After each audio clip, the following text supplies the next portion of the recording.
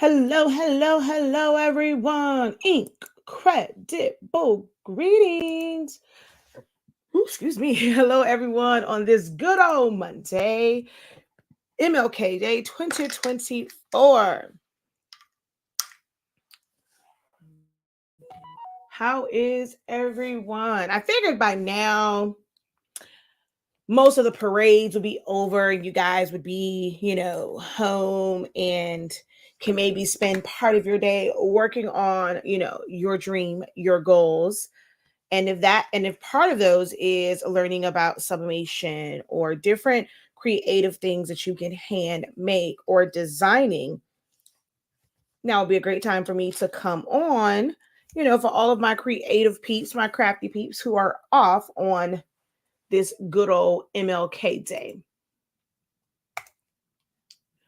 All right, so let me go over here. And wait, why am I on the wrong? I'm on the wrong site.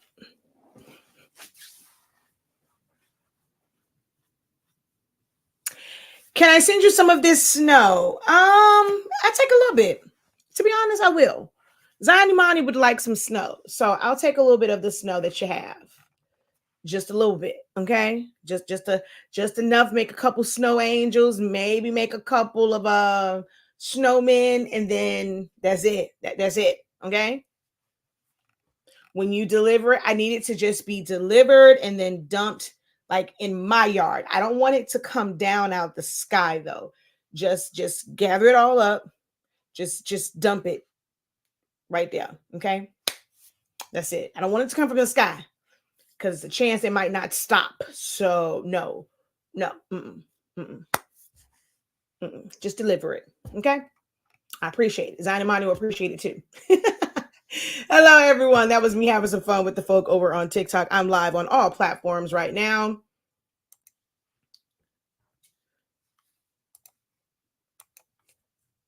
All right, so we had to do that. And let's share.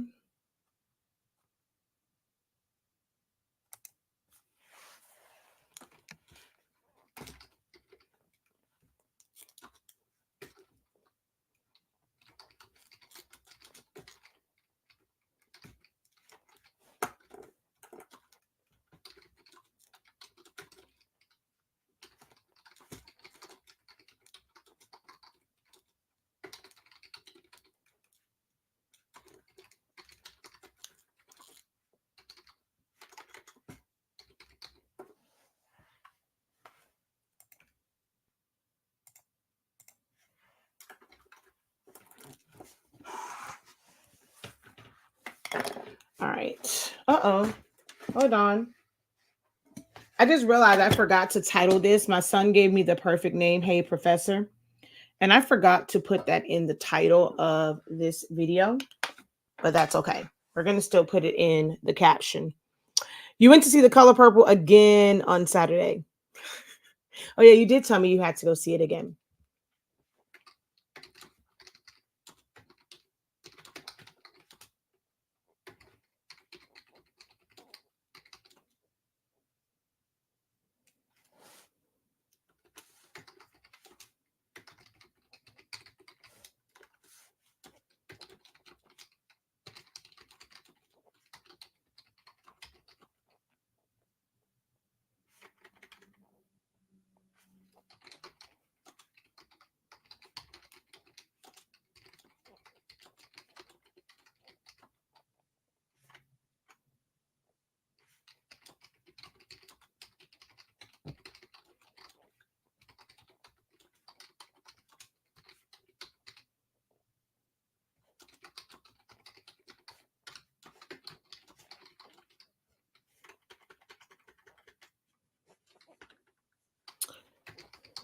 Let this be where your research starts.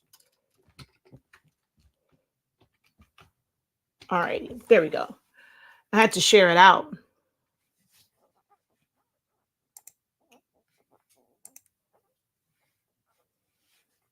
All right, give me a second, guys. I am sharing out the live broadcast. So bear with me.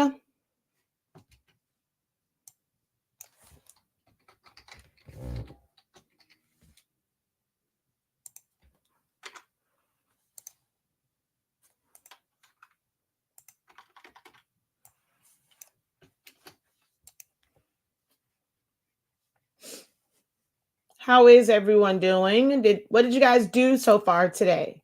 What have you guys done so far today? Anyone has to work? So who all is at or had to work today? They're still at work or had to work today.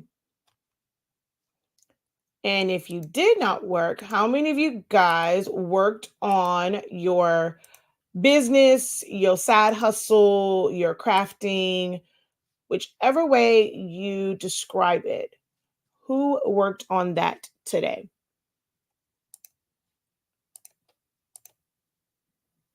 I really don't know where I just shared this at. I really, really don't.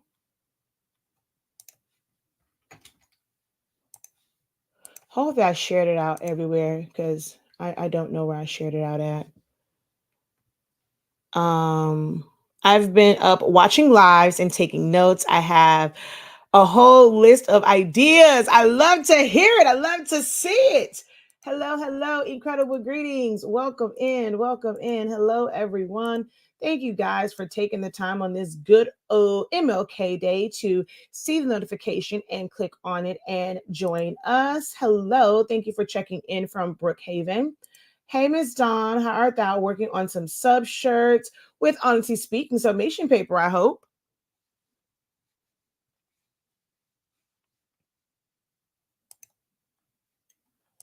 All right, there we go. Hello, everyone. Incredible greetings.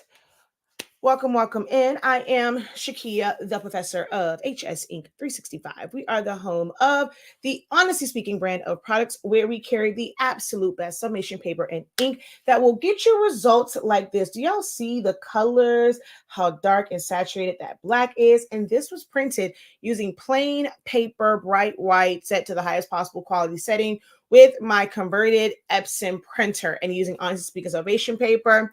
And then of course I use an oven, so you get results like this. And I'll show you guys some more things that we've done utilizing the best sublimation paper. It is the most efficient, hassle-free paper on the market. All orders before 3 p.m. Eastern Standard Time, Monday through Friday, excluding holidays, is shipped same day. After 3 p.m., it is shipped out the next business day. All right.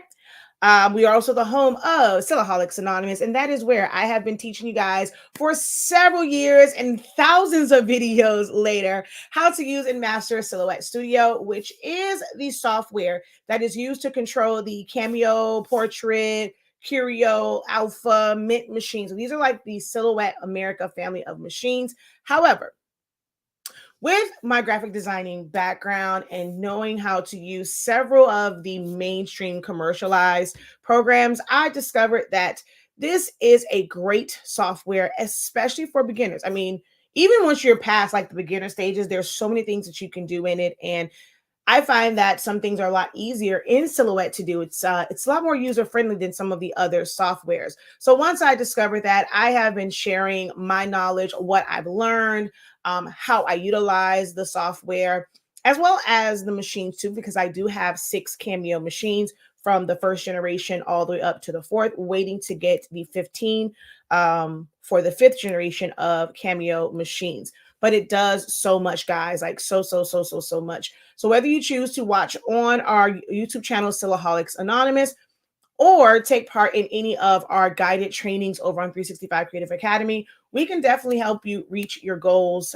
when it comes to designing and being self-sufficient in setting up your designs, no matter if it's sublimation, paper crafting, printed things, stuff for parties, shirts. We create templates for me to cut stuff from foam board. I mean, the possibilities really are endless. If you're doing adhesive vinyl, HTV, rhinestones, if you want to set up your design for DTF transfers, screen print transfers, white toner. When I say endless possibilities, absolutely endless, especially if you are learning from the right source. So if you are not subscribed to our YouTube channel, head on over to Silaholics Anonymous and make sure that you do that. A lot of on that channel, we have videos under videos as well as live. But if you search Silaholics Anonymous and whatever your keyword is, I'm pretty sure we have a video out there over the past 9 years that will be able to help you. We also have our YouTube channel, Honestly Speaking. That is where we kind of have like general talk, although today we are streaming to all platforms because it's going to be just kind of a general talk. We might talk about some silhouette stuff. There might be some questions about Sublimation or DTF or Shopify or websites or marketing and branding and pricing and all that good jazz. So this is a free for all today. So we're on all of our platforms. But Honestly Speaking is normally where we do a lot of general talk. I'll do demos, especially if I'm working on like an order or something like that, or just demonstrating the way that you use our products, our Honestly Speaking sublimation paper and ink. Okay. So be sure to check out both YouTube channels and make sure that you subscribe. We also are the home of 365 Creative Academy, where we help you to unlock your creativity in a wide variety of dedicated step-by-step guided trainings, everything from design to the actual finished product. So you can check that out on our shop site, same place you can get our paper from. You can enroll there. And select classes are available directly on the Academy site, but that's where you will access your dashboard and all of your playbacks.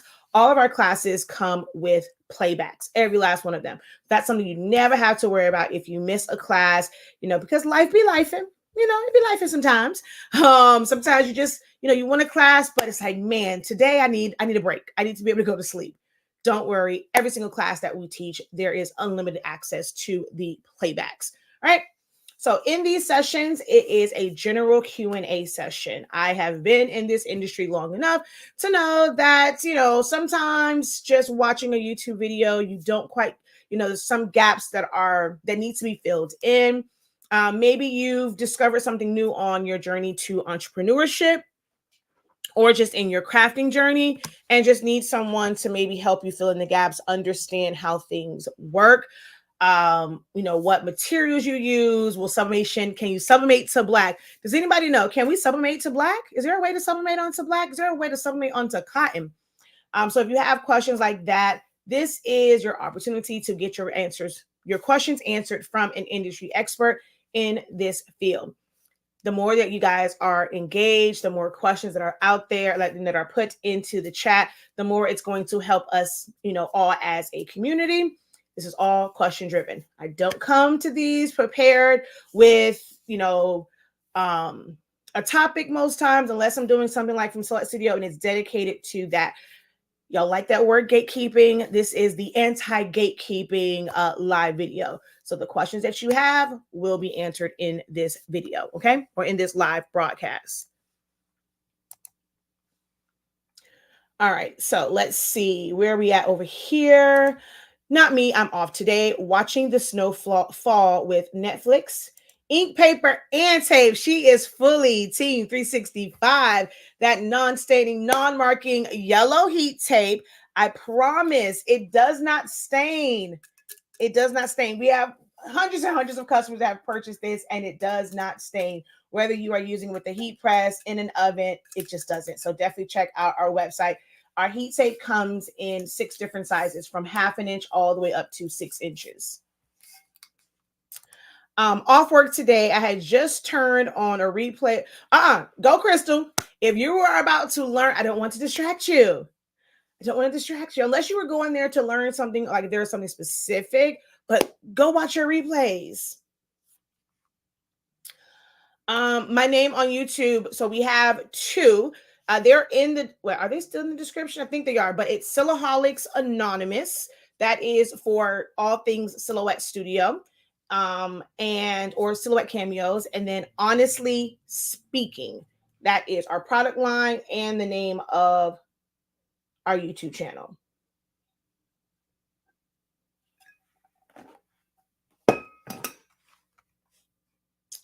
Hello. Love the replays.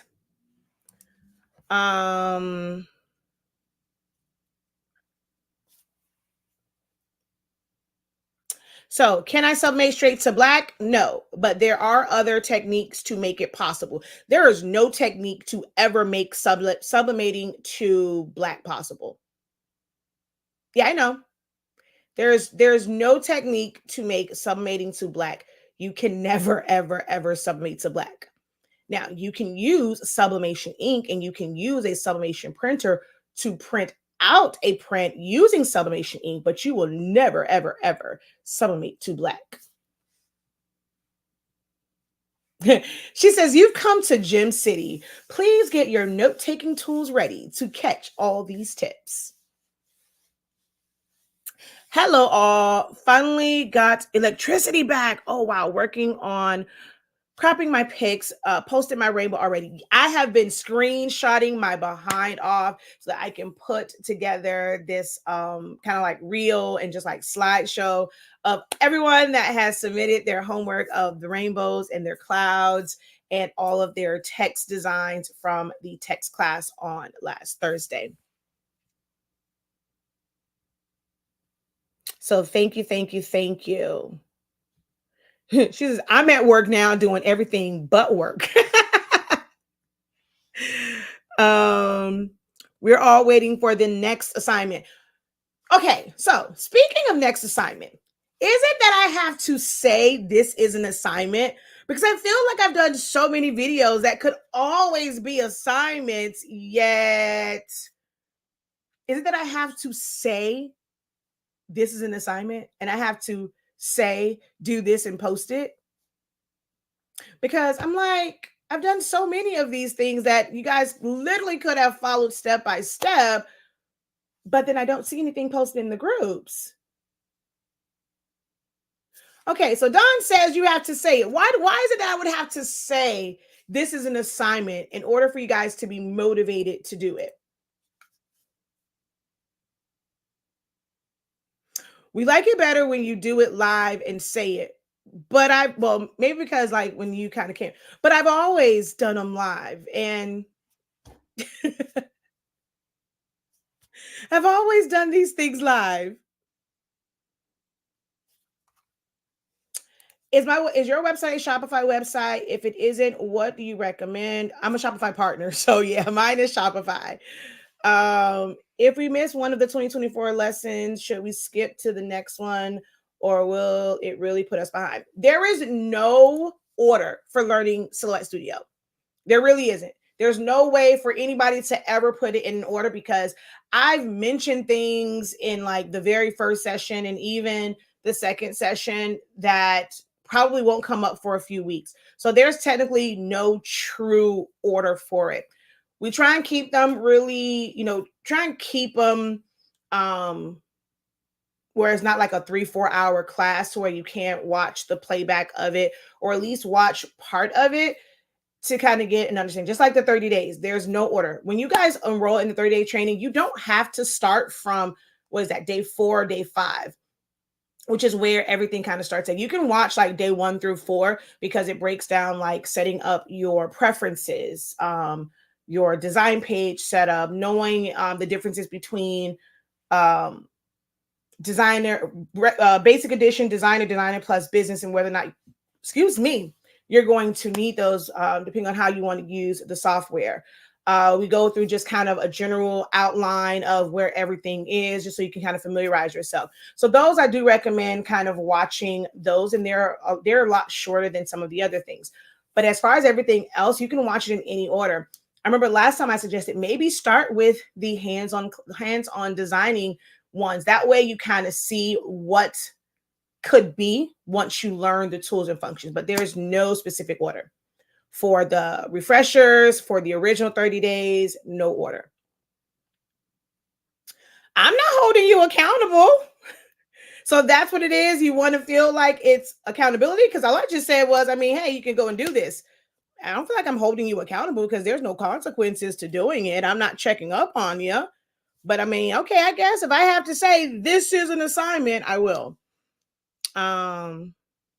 Oh, I don't like that. I felt my work wasn't worthy. Ooh.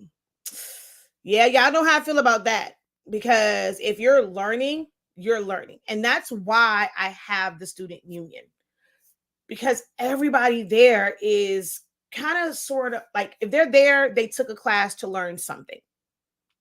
Yeah, there are some that have been with me for years there, but they will never ever judge. They're going to encourage you the entire way. Even if you get some feedback on what you can do to improve, don't feel like you did something wrong. You just may not be privy to those techniques yet, but we're always there to support, guide you along the way. So there's no such thing. If you go and you've never touched Silhouette Studio and you figured out how to go to text and add text to it, if you figured out how to make a shape and put color in it, celebrate that. No one's like going to look like, oh my God, that's just something basic, because some people don't. There are some folk who are not where you are. They don't know how to make a shape, make a perfect circle. They don't know where to go at to add color, add a pattern. They don't know how to add text. They're going to see that A on one side. And I literally get, but let me tell you, I get this question often. I click the A, all I see is a blue line, is a blue flashing line. What do I do next? There are those who have that question. So if you're able to finally type out your name and change the font and add color to it, I like to see it. I don't know. I like to see it. So don't feel like there's anything that you do that's not worthy. Hello, welcome to our little chant, our little page over here. Oh, that's a good question. What is the difference between Shopify versus Etsy? What made you choose Shopify opposed to others? Two good questions. All right.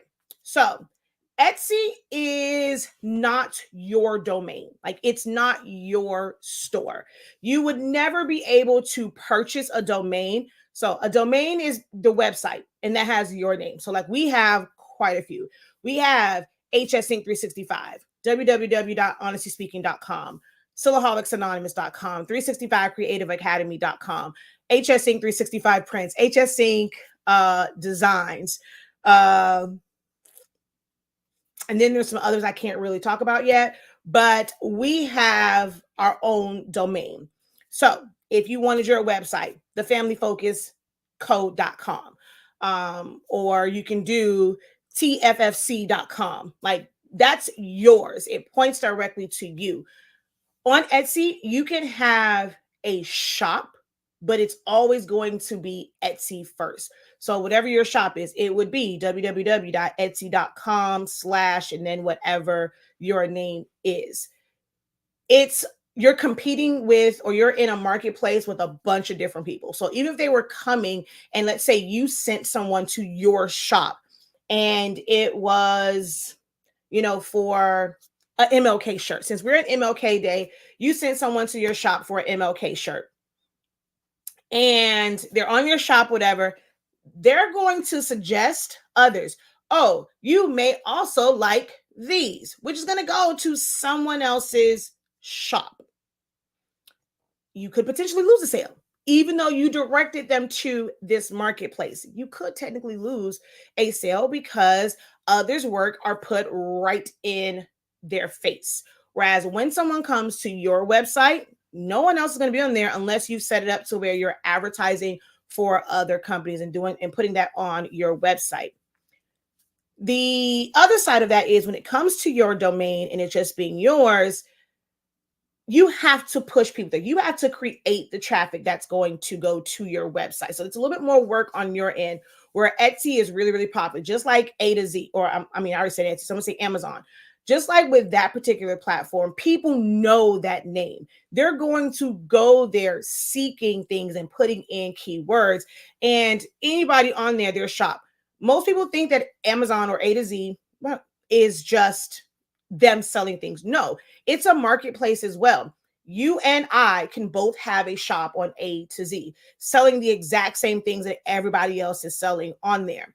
People just know it. It is more of a household name. People are going to automatically go there. And when they do the search, depending on how you are ranked, you could come up, and you could, a customer that you otherwise would have never come in contact with, there's no way that you ever would have been able to reach them via any marketing that you do. They now find you and they could fall in love with you. And, you can get sales without really doing as much work. But your website, you have to build that traffic and send them there.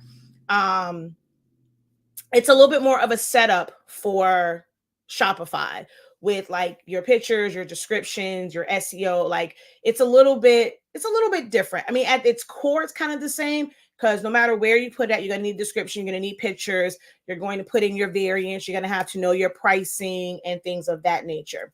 Both platforms, you can do discounts specifically for your website. Your shipping is done kind of sort of the same, but not quite the same. Etsy, you pay them per listing, whereas a site like Shopify or Wix or GoDaddy or whichever one you choose, you pay like one monthly fee. Whether you sell one thing or you sell a million things, it's one monthly fee. That's it. Etsy, you have to pay per listing. Now, no matter which site you're using, you're not going to ever be able to escape transaction fees or merchant fees, because online it's not actual money. They are paying via a credit card. So in order for it to process, like there's only certain major credit card companies and banks, but how you're able to take from any credit card, any bank, it's like it's merchants. They have an account where they're going to be the ones that's going to facilitate sending money around. So they're going to charge you a percentage no matter what. Etsy is pretty standard, whereas with Shopify, depending on which plan you have, those fees can vary. Everyone always has a transaction fee. It doesn't matter where. If you're paying with PayPal, you're paying with credit cards via ShopPay. If you're paying on Etsy, you're going to have that transaction fee. So some things are completely the same. I have had an Etsy. I like having my own. It is good. Like it's not that you have to choose one over the other. I know of several people who have Etsy sites and they have their items on Etsy. They also still have their website. There are some people that have their stuff on Etsy. They have their stuff on marketplaces. They have their stuff on eBay. They have their stuff on TikTok Shop, and they still have a website. There is no rule that says because you have one, you can't have the other. It's just that you're going to pay out more money. And then now you have all of these extra setups that you have to do and maintain. I like Shopify. Just there's a lot of conversion type things, keeping up with like your taxes, like having certain reports. It automates it in a different type of way. And it's mine, right? So even though it's through Shopify, if you don't get your own domain, people are going to see myshopify.com. But when someone comes to ours, like they don't see my Shopify. I changed my favicon to where you don't even see the Shopify green bag. Some people don't know about that. I do teach that in my Shopify class, because you don't want it to be when you're looking at a computer, like right now I got 30,000 windows open. You're able to see all of like little icons. That's kind of how you know where to go. If it's Etsy, you can never change that because that is their domain. But if it's your website, you can change your favicon, and at the top, it's going to be like your logo, which is why logos are so important. If somebody wants to have a website and their logo is this full-on graphic thing that has them holding scissors and this splashes behind them, that's not going to show well as a favicon. So once they have their own website, they're going to still have that Shopify bag, and people are going to know it's a Shopify site.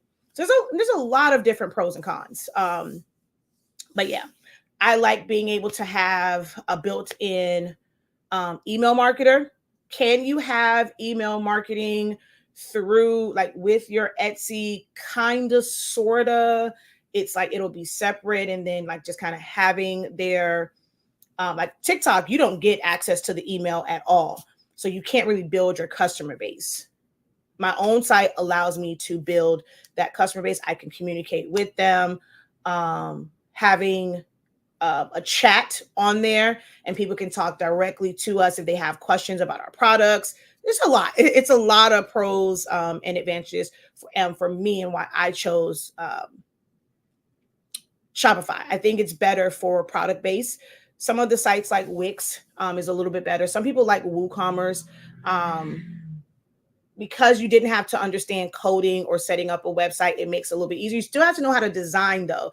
They don't set it up for you where it's like templates where backgrounds and things like that are already there. You still are going to have to design via some sort of outside design software, whether it's Canva, Silhouette Studio, Photoshop, Affinity, or whatever, and then plug and play, where others kind of have some things built in. So hopefully that helps. My Silhouette Plus been sitting for years because I'm struggling with the software. Well, Lady D, you are in the perfect place. I am the best instructor when it comes to Silhouette Studio. I think I've touched every single tool, every single function, and I've used it in ways that are sometimes unheard of. So you are in the right place. Make sure that you are following, and then you can check out our YouTube channel where we have well over 9 years and thousands of videos. Some are live videos and it's just kind of Q&As, but you still learn from them. I get from my audience all the time that they learn every time that I'm live, whether I'm on for 2 hours, 30 minutes or 2 hours or 4 hours or 6 hours, they learn something if they catch it or they kind of watch the playback of it. We also have a Learn Silhouette Studio in 30 days training, and we go through all of the tools and functions of Silhouette Studio so that you know how to create designs. I watched your YouTube yesterday on Shopify. A logo should be easy to convert to icon or have an element from the logo to be an icon. Correct. All right, let's see. So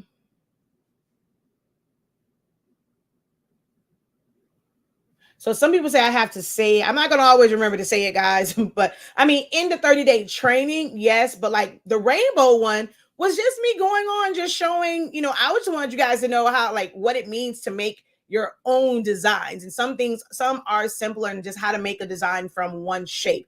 So I can't guarantee I'm always going to say it on that because that's just content for my YouTube channel. Now in the class, I do say, okay, hey, this is your assignment but I've done that in every class I've had. I don't know what it is. 2024, maybe it's 2024. Y'all are really ready to stop procrastinating, making excuses, and you're ready to do it. Because every single class, I said, I would love to see what you do. The design challenges, I'm still waiting on some of y'all to post y'all stuff from the design challenges. And y'all could have posted those because we did I do, we do, you do.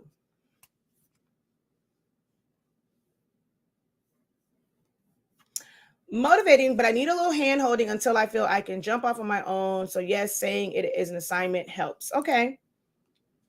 No. That is the wrong way of thinking. You should not be seeking my approval in any way, shape, or form. One, you want me to be honest with you? I have to go really like I have to make my brain look at it through a different lens, because you have to remember, I've been doing this for 26 years. I got introduced to designing 26 years ago. So what I would actually like is a lot different than others. And I don't like to put that pressure because you have to build there. Some of the stuff that I did back in the day was not cute at all. Like now that it was great back then. I was learning, and it is okay for it not to be professional grade when you are starting. It is perfectly okay. There is a space for you. Now, you can't go and say, I'm just starting when you want to charge professional type prices. Okay. There's a big difference in that. But I do have to I have to make sure that I'm giving you guys grace when I'm looking at it and looking at the stage that you're in. And I'm always going to celebrate my students no matter what, even if it's not the way that I would have done something, not how, I would have put something together. I've gone over and, I've had conversations with my husband about like some of the clouds, and we just kind of discuss like, okay, why did they do this many? But it's yours. And I'm always saying, it is yours. You are the designer. So never ever look for my approval. I can give feedback. And you can take that with a grain of salt, because sometimes my feedback is clouded by the fact that I've been in this 26 years. I had someone that just submitted something, and I'm helping them out with doing DTF prints. And it was a struggle for me because I'm like, I don't want them to feel.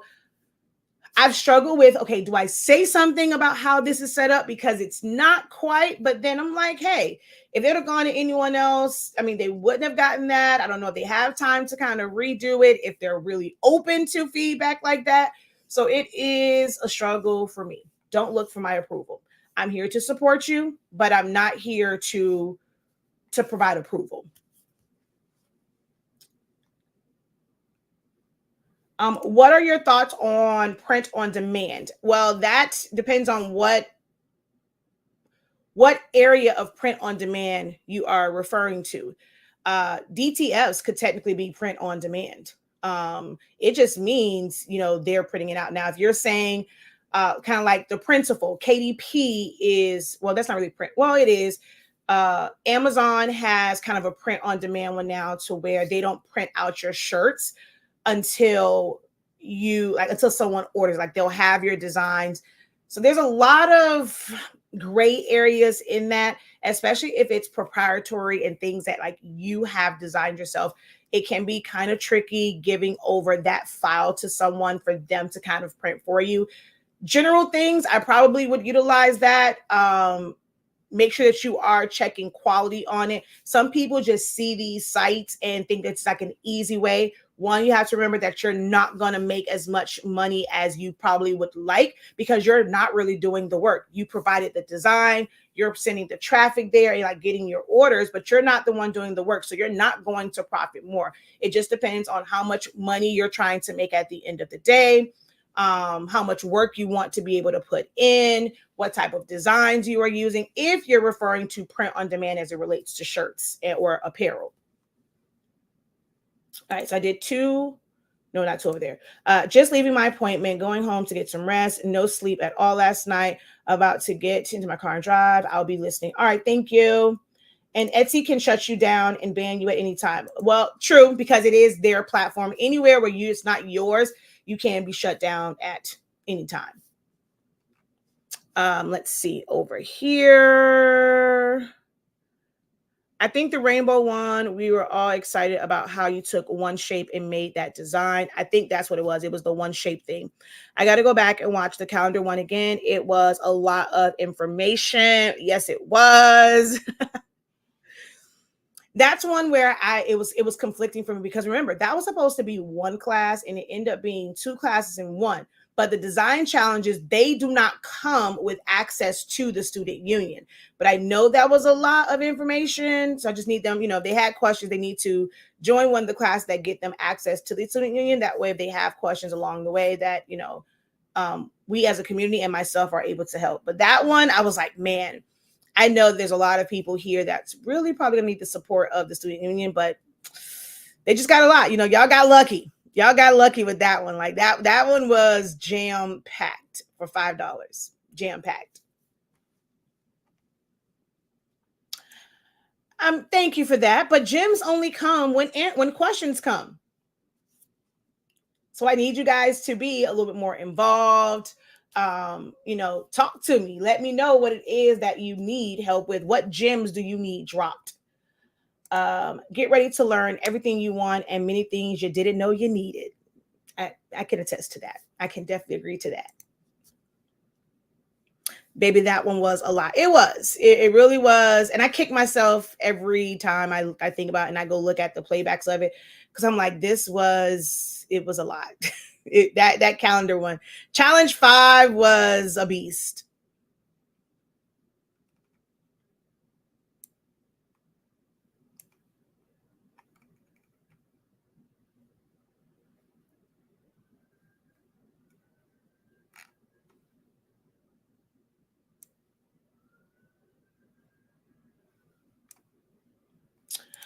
Sometimes new people don't know what to ask, but you share so much information. A person is bound to lead. A person is bound to need something. Okay, I get that one a lot, right? So bound to learn something. So I get that a lot, right? Where people's like, oh, well, they're new, but they search YouTube. unless you're someone that, okay, I'm new, I'm just going, like, if you're someone that's just in a group and you don't say anything, you're just looking at posts and you're just liking them. If you've ever posted a question in a group and you didn't quite get the answer, or maybe just want to know my point of view, my perspective, what are my thoughts on it? Hey, that's a question. Or just getting a second opinion on something. If you've ever put in anything in a search on Google, that means you have questions. Wait, what happened? Wait, sorry, y'all. Hold on. Ooh, Christy, I just happened to go to my Facebook. Oh my gosh, that is gorgeous, darling. Gorgeous. Oh,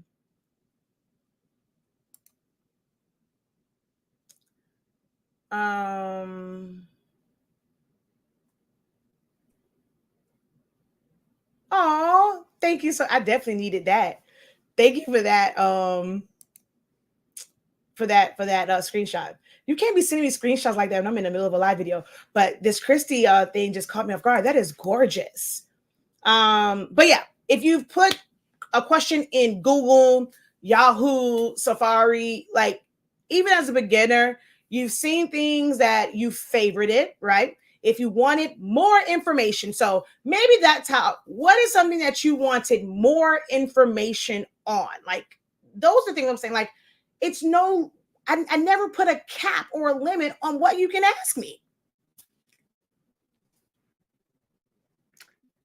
Thank you so much. It's because that was top tier. I like that. Yes, you can ask a question. I don't fully design in Canva, but I do, of course, know how to use it, and I've done quite a few things in there. So, of course, you can ask questions about Canva. This is an open Q&A. This is, as my son said, hey, professor. If you've ever gone, hey, Siri, if I made your phone go off, my bad. If you've ever said, hey, Google, and asked a question, let me be your hey, Siri and your hey, Google. Hey, Alexa. I don't think people say, hey, Alexa. They just say, Alexa. I think it's only like, hey, Siri and hey, Google, and then you'll just say, Alexa, and then whatever your question is or whatever you want her to do. Yeah, MJ said that we was in the car. He's like, yeah, kind of like, hey, professor. And I meant to actually put that as the title of this. I was like, that's what I'm now using. Whenever I have the Q&A sessions, it's going to be titled, hey, professor. Incredible afternoon, Shawnee D. All right, so I brought in a traced image and I wanted to add a color to it. How do I do that? Did you bring it in as an SVG, or did you did a trace and detach on it? If it's not an SVG, that's just like with any software. If it's not in as an SVG, you're not going to be able to change colors on individual elements. Or not say SVG, if it's not a vector, basically a vector file, if it's still flattened, you're not going to be able to, because they don't have an option where you can isolate contoured areas. Now, maybe if it is something that's kind of a straight like square, but you cannot manipulate how you can crop something out. Their crop is just straight lines. That's it. Yeah. So as a PNG, you're not going to be able to change any of the colors on that. Now they have it where you can go in and adjust certain things. Like they have certain filters that will change colors. It's going to change the whole thing. With any software, if you want to change a specific part of it, you have to select just that area. So if I wanted to turn my hair, it's kind of hard to turn black hair a different color, but like whether it's Photoshop, if it's Silhouette Studio, if it's Affinity, whatever it is, you're going to have to use a magic wand or selection tool or pen tool or edit points, and you're going to have to isolate that area as copy it, isolate that area, and then on that copy, which is just sitting, so you'll still see everything else, but like my hair is technically a layer that's on top, and you're changing this. Nothing else will adjust, just my hair would adjust. So if I did my hair and I wanted my hair to change, but I didn't want my headband to change, then I would have to also eliminate, like me isolating my hair would be going up to the headband and the hair part so the headband doesn't change and everything else changes.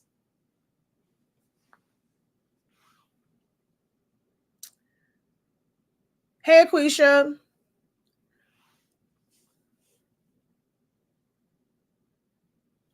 Okay, so yeah, remember, Canva is not a vector based. Like they don't have a trace feature where you can. And so I'll show you guys what she's talking about. I'm gonna find something over here. Give me call out something that I can find and trace. Put some suggestions in the comments. And I don't know who you are, but your name look kind of, we just gonna ban you, sir. I don't look, sorry. If you really did need some help, over here you look a little suspicious, so we just gonna ban you. Okay. Let's see. All right. How do you make the transition from a hobby or side hustle to a business? It first starts with mindset, and truly going from one to the other is just about the system that you put in place. Really looking at how you're spending money out, how you're purchasing things. As a business, it's buy low, sell high. So you may end up having to put up more money on the front end to maybe buy things in bulk where it's going to make your life a little bit easier, kind of automizing things. This is just as far as just the way the business works. And then when it comes to like the legal part, or just not say legal and just structuring it, that's something totally different as well. But it's about mindset. It's definitely more money that's going to be put out when it comes to marketing, branding, doing all of the things, getting insurance, insuring your items. A lot of crafters buy a lot of really, really expensive equipment, and none of it is protected. The moment you decide that you want to make it a business and this is your bread and butter, like, even if it's not even if it's just the bread and not the butter, or if it's the butter and not the bread, you got to protect it. Like looking into property insurance, because liability insurance for your business is different. That's like being sued. It doesn't protect your equipment. And if you're renting, you don't have renters. A lot of people, even for their homes, none of their stuff in their homes is protected. They don't have renters insurance. Some people don't have their property insured when it comes to their home. It's making tough decisions like that and knowing how you're going to have to price so that all of those financial responsibilities for your business is taken care of. So many people say that, crafters, and when they're getting something handmade, it costs too much money. They don't understand, as a business, there's so much overhead if you are doing business correctly. As just a hobby, if it's just crafts, if you don't care about protecting your investments, then you don't have that expense. You're not worried about how you're going to pay that. But like for us, we have liability insurance, we have workers' comp insurance, you have insurance over all of our like equipment and paper and stuff like that. And then as owners, the insurance for us is totally different than everybody else, as far as like an employee or even workers' comp. As the owner, you don't fall under that. There's a totally separate insurance we had to get for that. So it's just taking it step by step, depending on which level you want to be in, how much you want to be protected in your business, how much you want it automized, how many systems you want in place is what's going to be the difference from it being a hobby and a business. Systems and a plan and systems. All right, so there was a heart or bear. Let's see. An elephant. Princess, you do know I know your name, right? That wasn't you that I banned. It was somebody else. Not you. Y'all never really saw, because you're on Facebook. It was somebody on YouTube. All right, so let's go and all right, so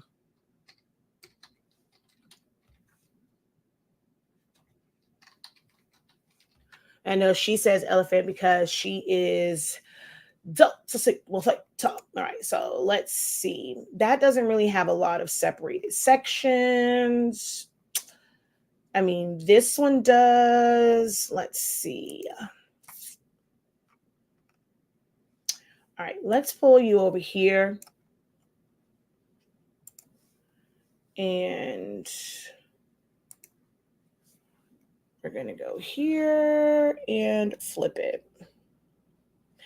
All right, the numbers have gone up some, so that means they're sending out notifications. If you are just joining, if I can get you guys to double tap the screen, I'm going to go ahead while I'm setting this up, do a little quick commercial break. I am Shakia Lavelle, also known as the Professor of HSINK365. If you are someone that's into sublimation, we have an amazing product that I do think that you should try out. It is our amazing, incredible, honestly speaking, sublimation paper that's going to allow you to sublimate as low as 365 degrees as fast as 30 seconds. I know if you've been in it for a while, you probably already have a paper. You think, you may love it, but you can definitely give us a try. We do have a sample pack that's available on our website, or just get our 8.5 by 11.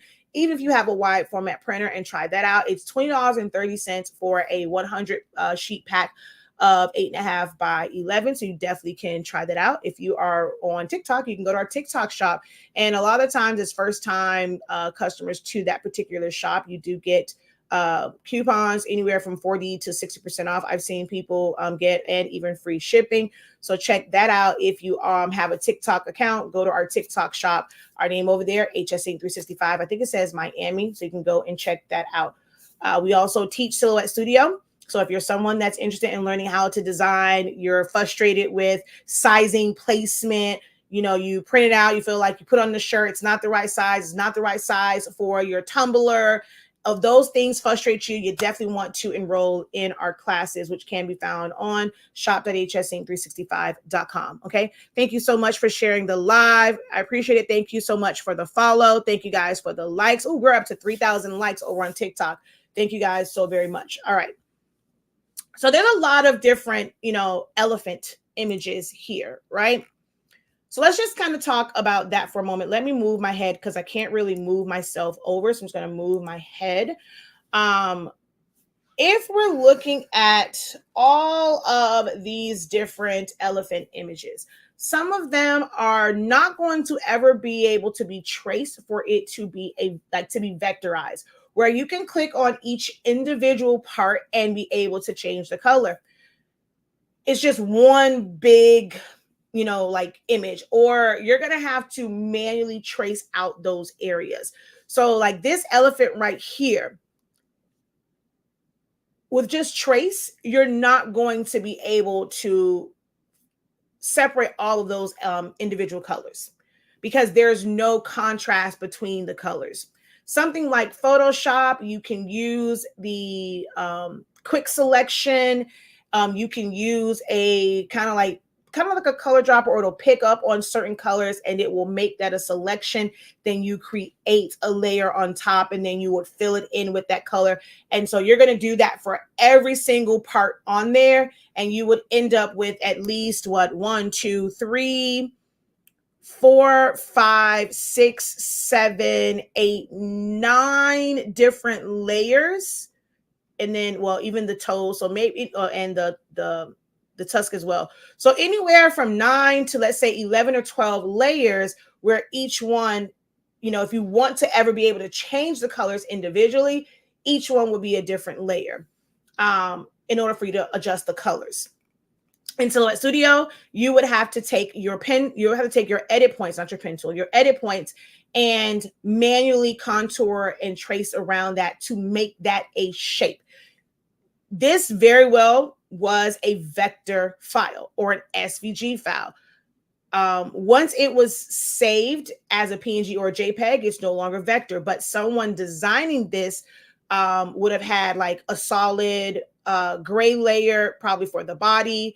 This leg is technically in the back, so that's probably separate, or drawing out each leg and then welding, manually making all of the shadow areas and adjusting the nodes and stuff like that. So this could be, or it could have been saved as an SVG where it was going to be layered.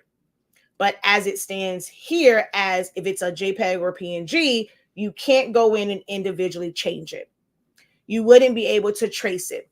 This one, kind of, sort of, but there's a lot of fine areas that are now pixelated. So picking those up and making them sharp, not gonna be the best either. This particular elephant here, although there is a thin black line that kind of separates certain areas, it is very, very thin. It's not going to really pick up. Same thing here. So you're looking for something that has more definition in separating the colors. So here we have thicker lines. It's not a lot of shading, not a lot of pixelation to it. This is something that you can trace. And if you wanted to make the bottom of the feet blue, red, pink, purple, whatever, you could. If you wanted to change this from gray and make it red, you could. Same thing with this one, this one. These, if you wanted to make them red, you can change the color, but you would have to, I'm going to turn this way for you guys since I'm talking about, you would have to isolate the eyes if you didn't want those to end up red as well. If you didn't want the ears to be like a solid red, you would have to still isolate those.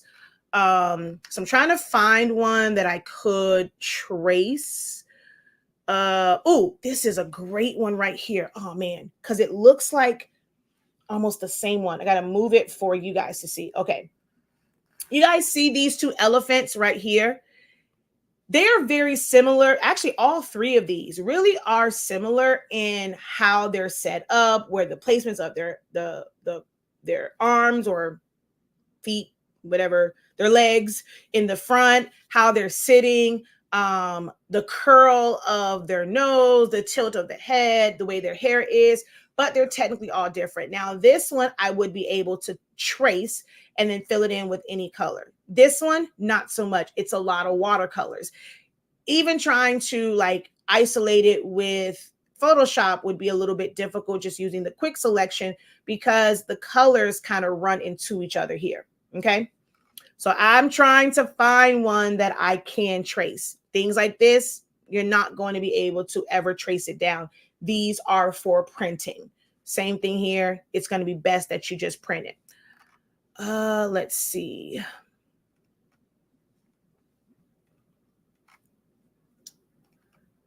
Oh man. Okay, images. Duh. I thought I was on images, but I guess I wasn't. All right. Let's see. That's from Etsy.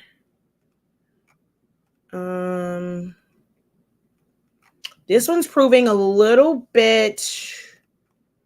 Okay, this one says classroom clip art.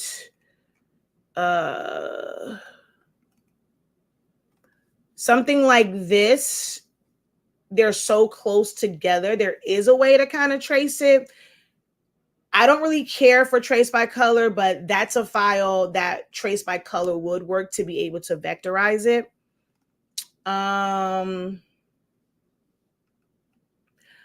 So if you sent me an SVG, that doesn't really help because I'm trying to show as far as like tracing it and how that's different. But I will look at the one that you sent. Hold on. Okay, so you sent test SVG. All right, so give me a second. Let's see. This has too much detail to ever turn into an SVG.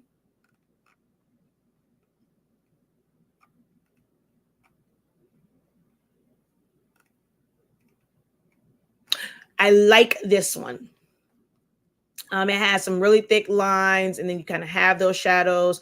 But even if I wanted like in the ear to make this like you see how there's a lighter pink and a darker pink, you have to do certain things to separate this to make that a lighter pink. All right, let's see.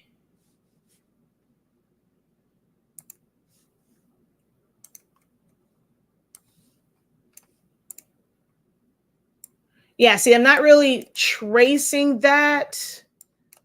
I mean, that one is something you just fill in with color.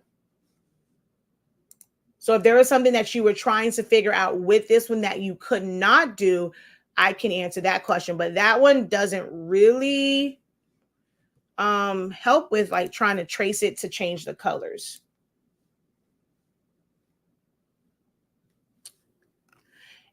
There is no way to digitize with Silhouette Studio. No. Are you able to open up embroidery type files, especially like to create your cut line for appliques and things of that nature? Yes, but it is not a program where you can digitize your designs in. So, but you're trying to do what in Canva? So you want to be able to fill this in with color in Canva.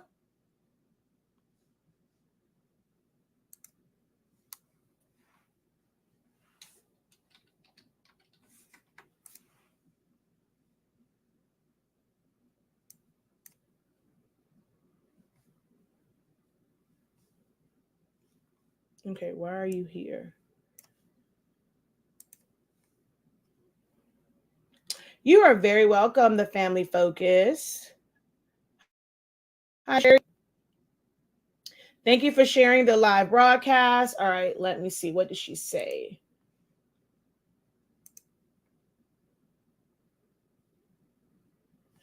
Can you do gradients? Yes, you can. I mean, you're just going to go to gradients, and it's because it's just filling in a color.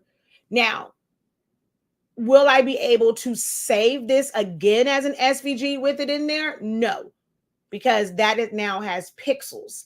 Can you fill it in with the gradient? Yes. Can you save it as an SVG with a gradient in it? No, you cannot. All right.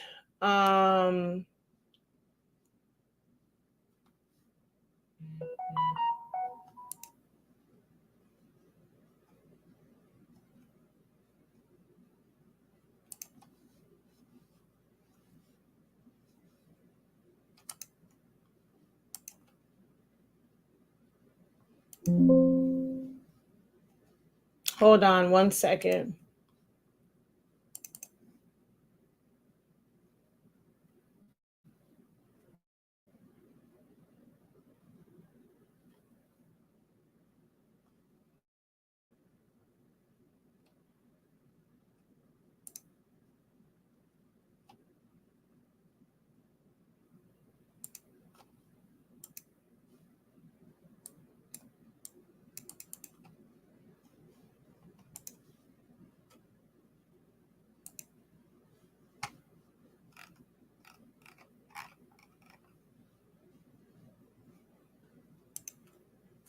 Yeah, see, I've never, because I know someone said like if something is like layered, like to be able to click on it like it's a shape, as an as an SVG, but I don't, for me, something in Canva, I'm never going to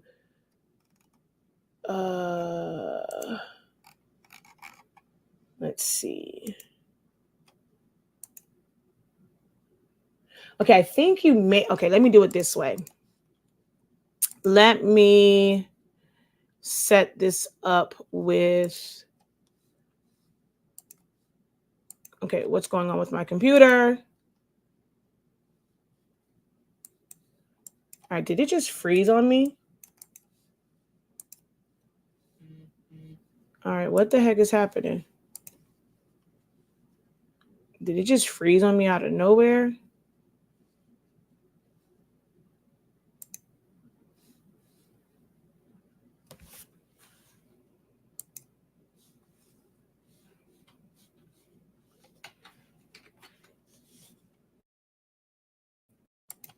All right, maybe it did. I don't know. Because nothing is moving. So we're just going to shut it down and open it back up because I have no idea what happened with that.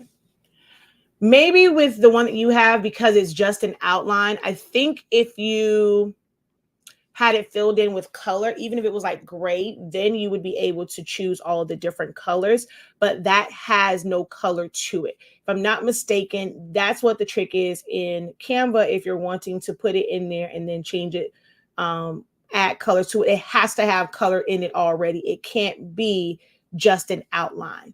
Whereas Silhouette Studio, you could open up just that outline. In Canva, you can't. So let's see. Was that the one? Okay, so we're gonna go here. No, we're gonna go here. Let's make it gray. no color.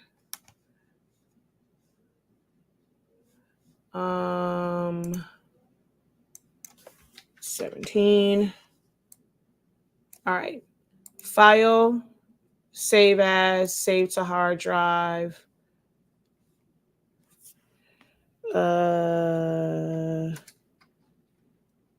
DST Spring 2000 SVG. Okay. And then let me see if I go upload files.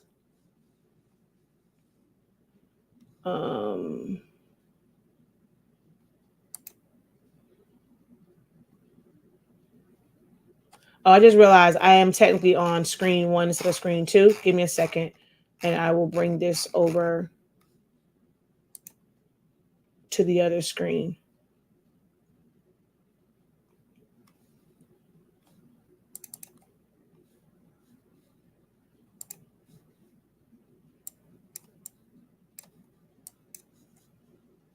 Yeah, that's what it was. It's because you had no color in it. So here's the original one. You don't see anything up here. If I come here, you see the gray. So now I can click on that and I can make that whatever color I want it to be. It's just because you didn't have any color filled in.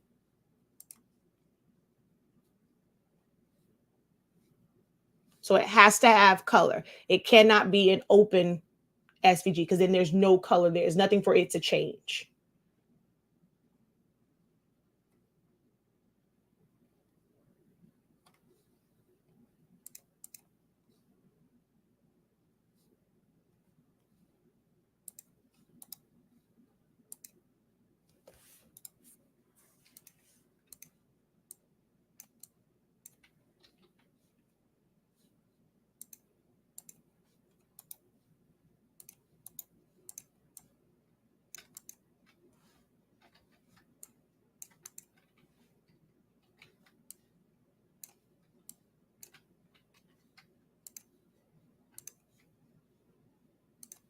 Even if it's white, it should still. So we're going to go here, no color, file, save as, save to hard drive, SVG, gray,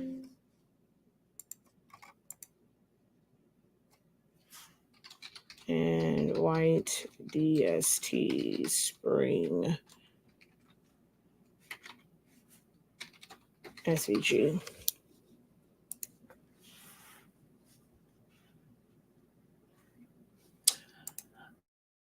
All right, so where did you go? Because I added one with color. I don't see that screen. It's at the top. So once you have it, once you bring it in. So if I click on this one, nothing's going to show up here. But this one is the one that came in with color, and the color block was right here. So if you don't see the color block, then you didn't bring it in properly. So I'm going to go upload.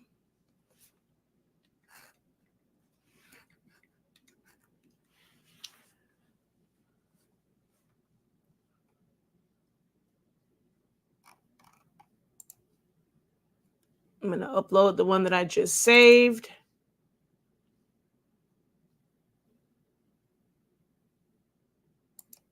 And see now, because I put gray and white, I can even change the Spring 2000 because now I have two colors up here. So if I go to the gray color, even with it not being ungrouped, I change that. If I go to the white and change that, it's going to change. So it has to have color, and it has to be an SVG, and it has to be color when you bring it into Canva.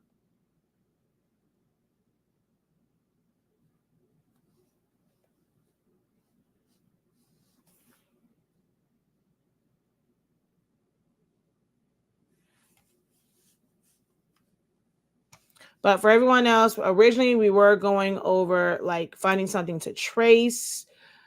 I still don't like any of these. I don't like none of these. None of them. None of them. None of them. I don't like none of them. None of them. None of them.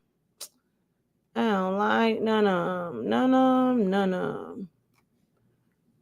All right, I guess we're going to go with this classroom clip art one, and we just going to go copy image, bring that over here. We're going to move all this to the side, group it together, paste.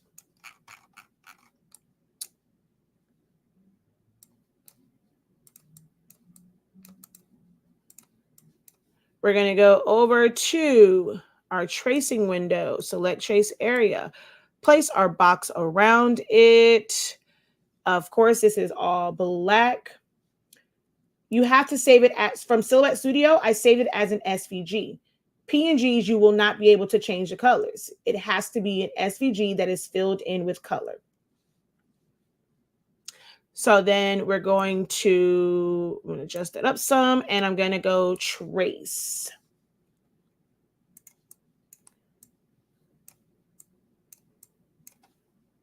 We're going to fill this in with some color.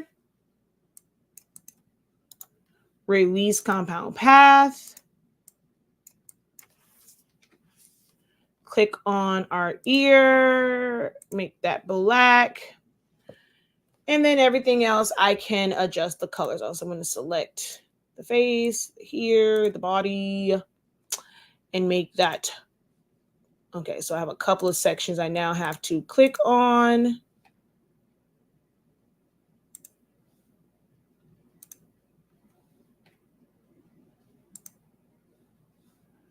Okay. I'm just going to group all of that together. Select the ears and make them pink. For now, I'm going to group that together. I'm going to click on all, or drag and select over all the toes, deselect all the other stuff, make those white, make these white, and then this part should be gray, I think. Hold on. Yes. All right. And then this is the white of the eye, the highlight of the eye.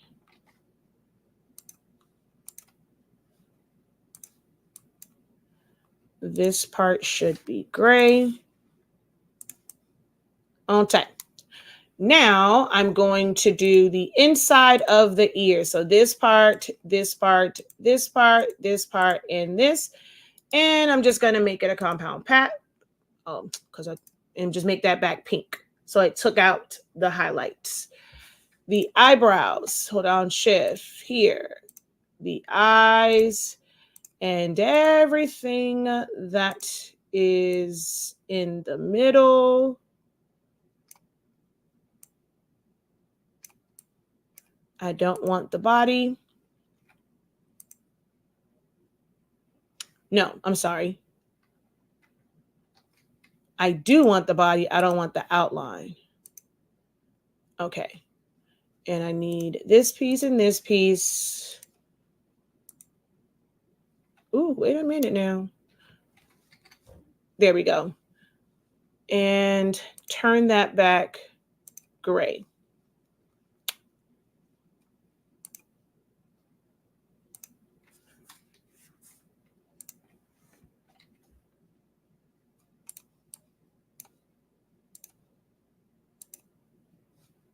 So I have now vectorized this. I can take this, save it as an SVG, open it up in Canva, and then I'll be able to change all of the colors individually. So how can you add a color like chrome or metallic? You cannot do that with an SVG. The only way that you're going to be able to do that is to have an element that you're going to fill that in with. In order for that to happen, it has to be a frame, because that is technically a picture. So you have element, like there's no, like this here is only going to be colors. So for something like if you want it to be metallic or chrome, then you're going to have to make this a frame, which is a totally different process for you to be able to go in and see. Like, you're not going to ever be able, you can't crop it down. So for what you're trying to do, I'm not sure, Silhouette. I'm not sure why you're trying to do it in Canva, because you literally will do that in Silhouette Studio. You're going to look for a metallic or chrome. You know what? I'm even going to do it like this. I'm going to still utilize Canva. All right. I'm going to go to here. Let's go back. Where in the heck I put Canva at? I'm going to go to Canva. I'm going to delete this. Let's look for Chrome. All right, let's see what they have here. That's Chrome. All right, so let's say we take that one. Okay, I kind of like that one. I'm going to open this, which I can't stand on Canva because you really can't. You're going to crop it away. I hate that about Canva. Okay, so I can't really do that one. I'm going to delete that one. I'm going to delete that one. I'm going to go with this one. And so let's say I didn't want to search Google for it because I have Canva. Canva has all of these elements that I can use.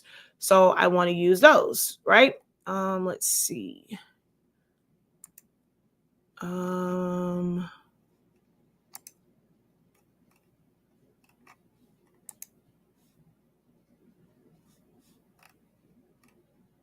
Trying to find a good one.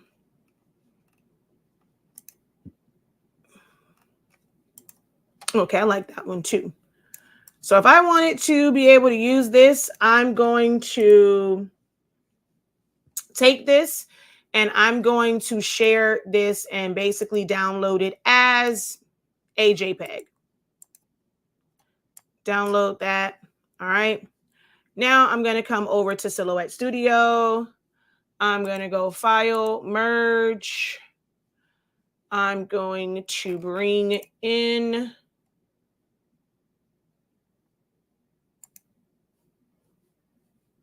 this file I just saved from Canva because, you know, you have access to that.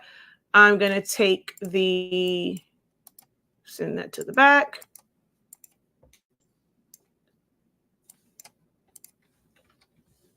All right, so I'm going to take this Chrome, I'm going to select that, and then we're going to go to crop. So now if you want, like if you're designing the rest of your stuff in Canva, like if you're doing something else in Canva, so you need to take it there, then you would go in and save it as, so I don't save anything from here as a PNG because it's not, to me, it's not the greatest. So I'm going to save it as a PDF and then open that in Canva. So it would just be save as, save to hard drive, PDF, Canva demo live. Remember to delete me.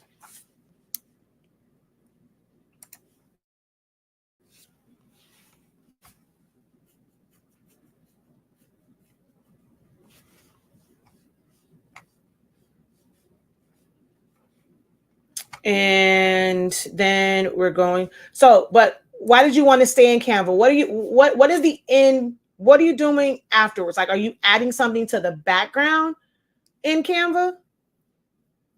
Or is it just because you were able to find the background that you liked in Canva?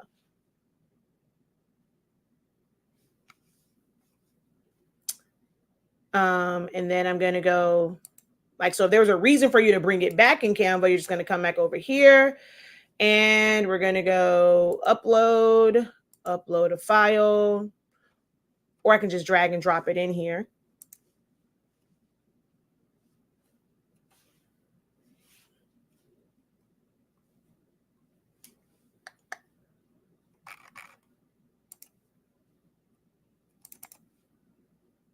And that's going to end up going in projects, not under uploads. It's going to, you'll see it upload on projects. I was able to find the color and background in Canva. So this, see what I say, you guys can ask questions. You've probably been holding on to that for a really long time. And that's a simple fix. The elements that you want from Canva, fill your page, save it. Now that is the background, that you would use, and you're just going to crop it to it. Because in Canva, in order to add things to something, it has to be a frame. So there's a lot of different steps that you have to do to make it a frame when you bring it into Silhouette Studio. So now it's under projects. I'm going to click on, oh, wait, actually, so now here is it, oh, you may have to do it as a PNG then. I forget, because that is actually how you create a frame. But I forget what they say you're supposed to do when you do this. It's not backspace.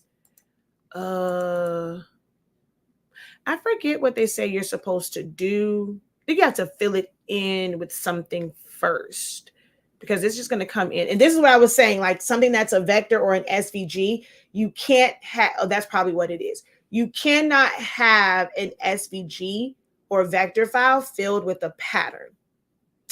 But that's kind of weird, because they'll tell you, and maybe it's just because it's Silhouette Studio. If you do it from other programs, if you watch videos, they tell you that's how to make your own frames. You bring it in as a PDF, and then I forgot if you're supposed to backspace or do something with it. Is it edit image? I really don't remember what you're supposed to do with it. I forget what you're supposed to do with it to make it where you can turn it into a frame, because I really don't try and do them all the time, so it doesn't come back to me as easy.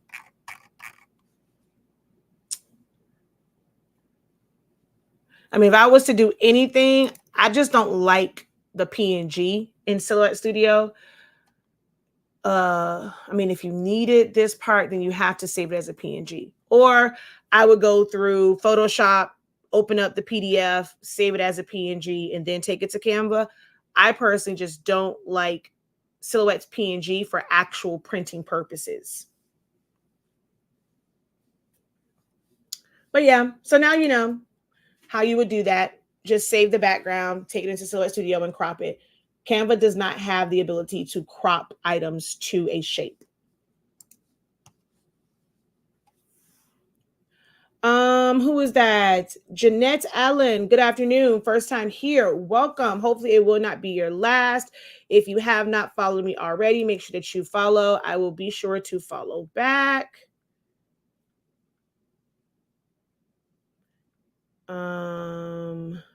MD, thank you for the follow.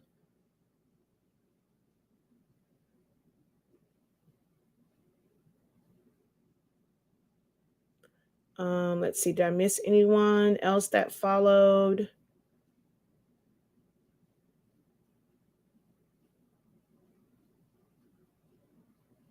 Yeah, see, the notifications don't stay up very long when someone follows. Alexandria, thank you so much for the follow. Anyone else have any questions? Thank you.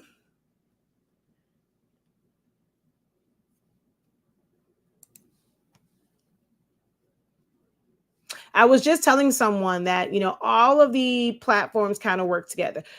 A lot of times that's how I use Canva. I use Canva as a search engine because you can, I mean, I probably could have gone on Google and found a chrome or metallic background as well. But I like using Canva as a search engine because there's so many things here, especially with having a pro account, to where I don't have to maybe go through as many pages on Google or any search engine. So I'll just come here, find what I want, save it, and then hightail it over to Silhouette Studio to put it in my design. What'd you say you put in there? Silver. Oh, you put in metallic silver.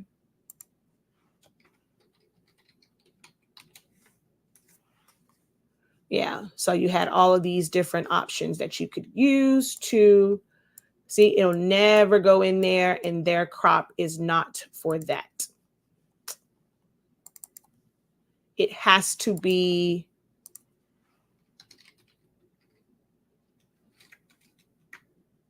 let's see if they have any elephant frame. Nope. Let me see. Nope, they don't have one. But just so you know, it would end up, see how that now goes in there? It has to be a frame that has one of these. She says, y'all better ask y'all questions because if you don't, I will.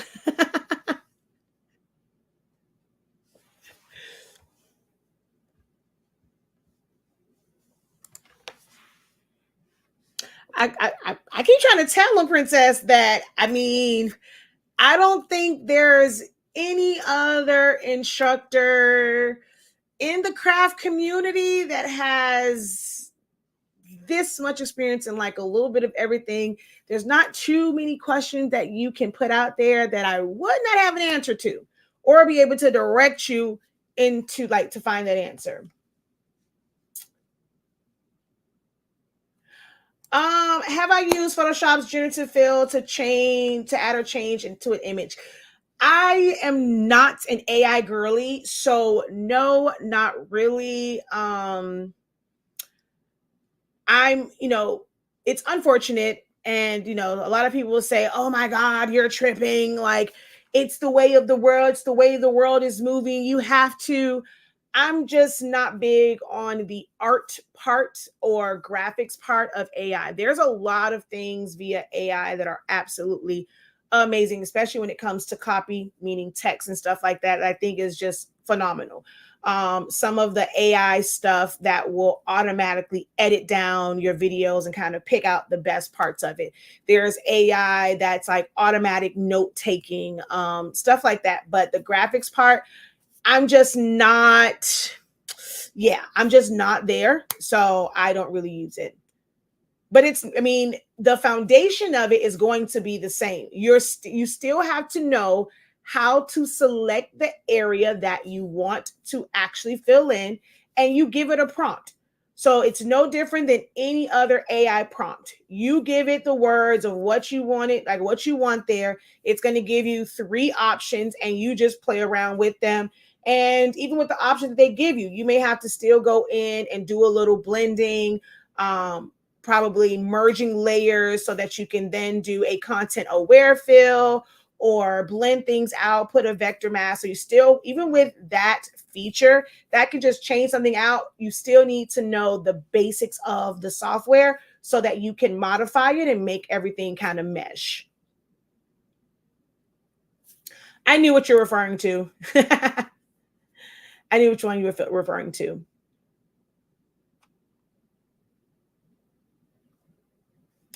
So they won't be under frames. They'll still be in projects, but you have to use, like, so what some people will do is they will create it, save it as an SVG, take it into like, what some people call PowerPoint.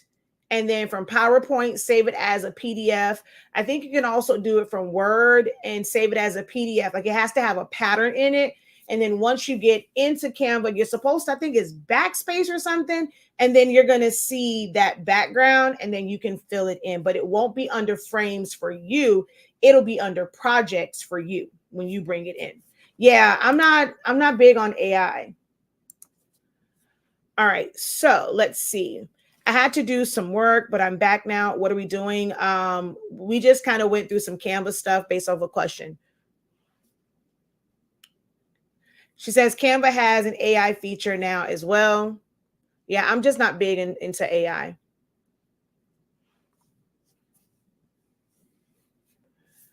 You can go to YouTube. Same place I found out about those was YouTube. I think I tried it and I could not do it from Silhouette Studio. It was like when you go on YouTube, they'll tell you PowerPoint, and I want to say it's Word. Like if you save it as it is saving it as a PDF file. That much I remember. And then I think it's like, I want to say it's backspace because this came in with black and it should come in with the pattern filled in. But I want to say they were doing a lot of it with PowerPoint and filling it in and then bringing it back in as a PDF, and then it had the whatever in it. But it just had to have a picture in there first. There's plenty of videos on TikTok about it. Not TikTok. Well, it might be some on there, but there's plenty of videos on YouTube about it. Like, no matter what it is, you have to do those steps. Oh, that's pretty interesting. That has like a filter over it. Any other questions? Ask the professor. It's not ask the professor. Hey, professor, how can I help you reach your creative goals? Your research starts here.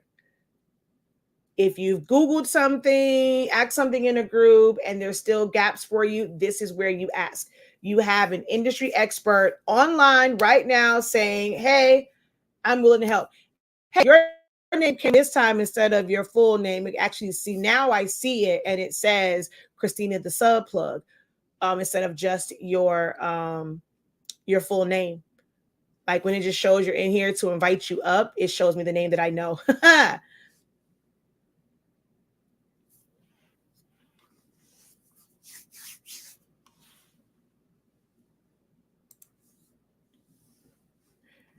All right. Even though you guys have not asked the question, is there anyone that learned something new off of Princess's question?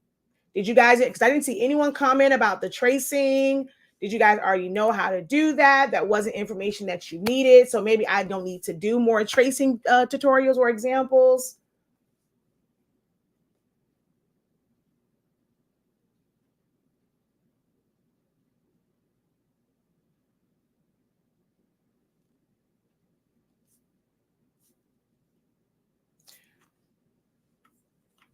What did you learn new in tracing, Ms. Dawn?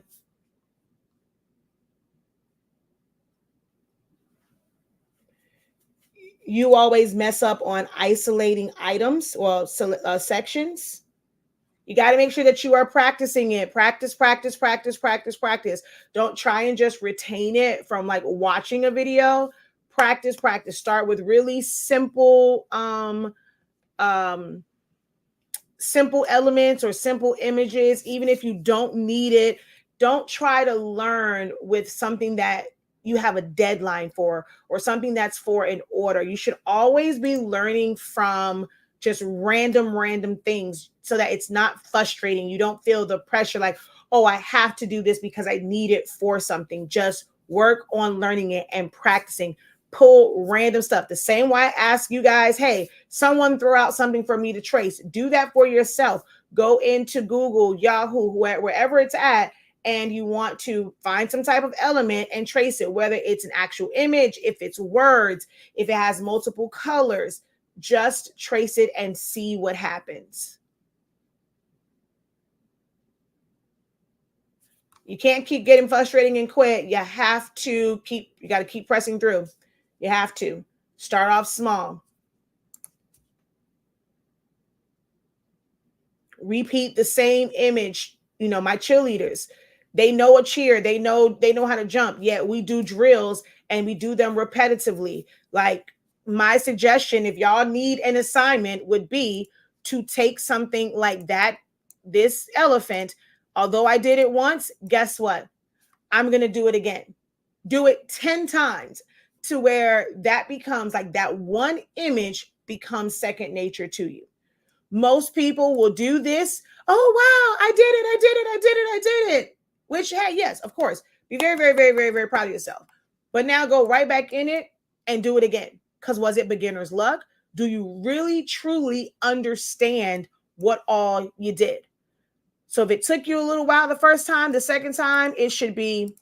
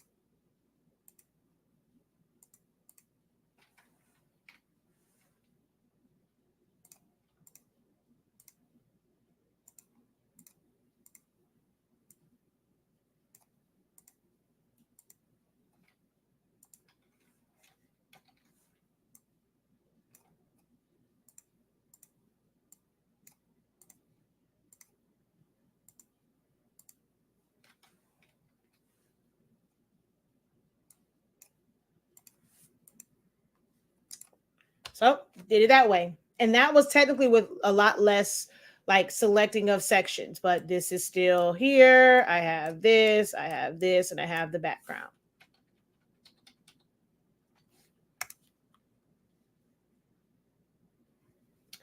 If you have the 30-day Silhouette Studio training or course, the butterfly in there is a good practicing worksheet. Yep, it definitely is.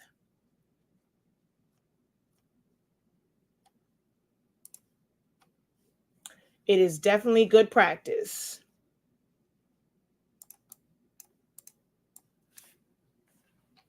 Like I can literally trace this and select it 30,000 different ways. As you learn more about the tools and softwares, you'll find that, you know, there's more than one way to do it, in how you select things.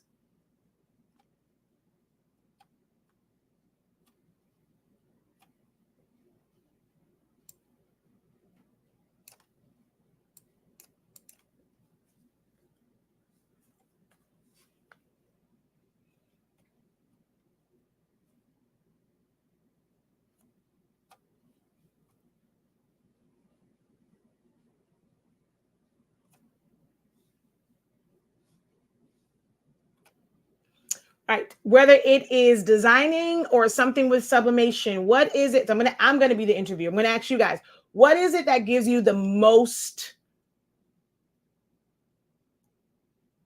like the biggest headache? What gives you the most trouble? What is something that frustrates you, whether you are doing paper crafting, HTV, adhesive vinyl, designing, sublimation, DTF prints? What is it that makes you so frustrated? And you know, as she said, it makes you frustrated and want to quit.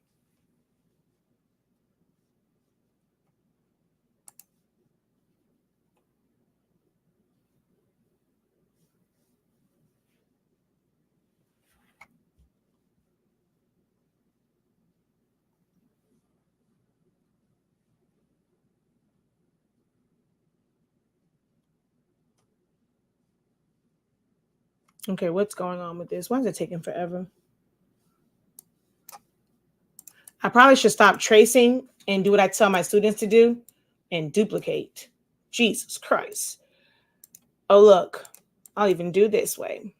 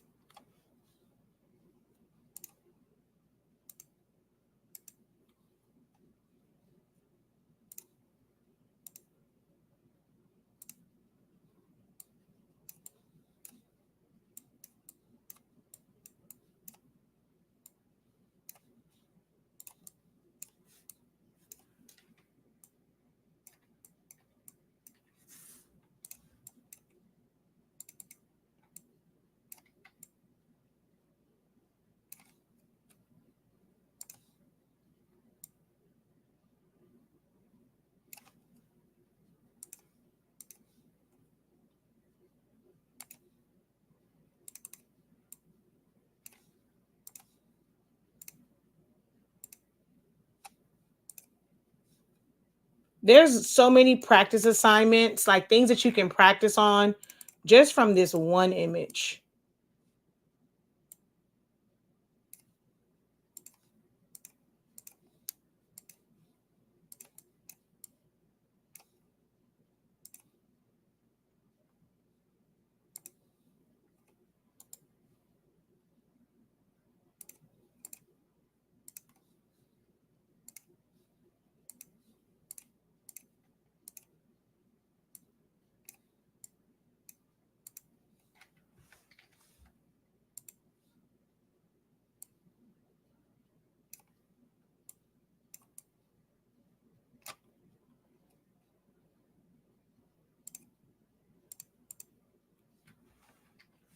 Oops, did that wrong.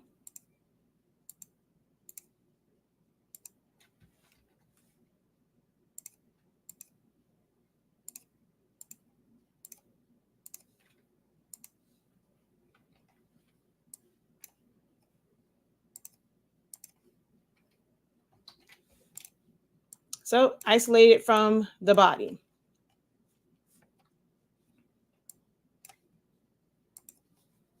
Making it an outline. Without the face, this looks like a full-grown elephant. Hello,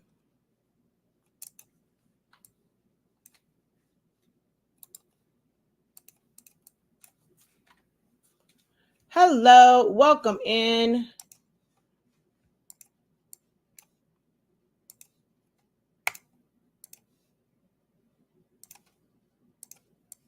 There's no right or wrong order to do this in. If you are someone that prefers to hold down shift and click, you can do that.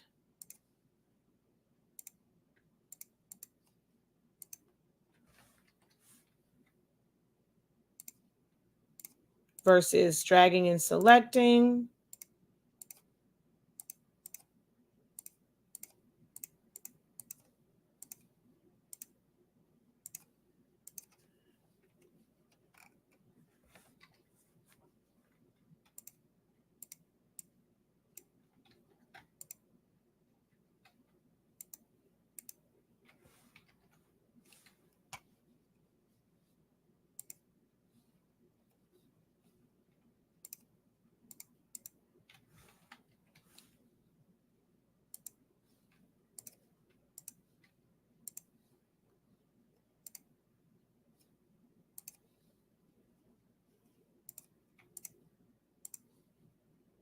Actually, no, I'm going to make these.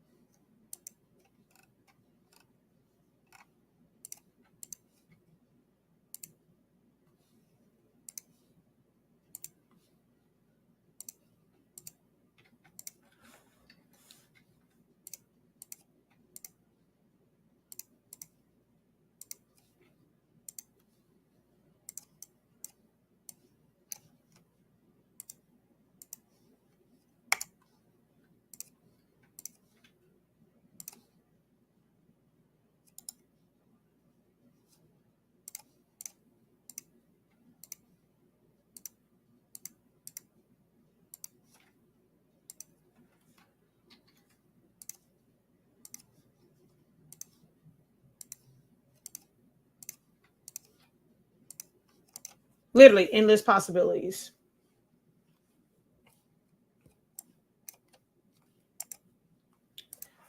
But you guys got to ask the questions or just join my classes.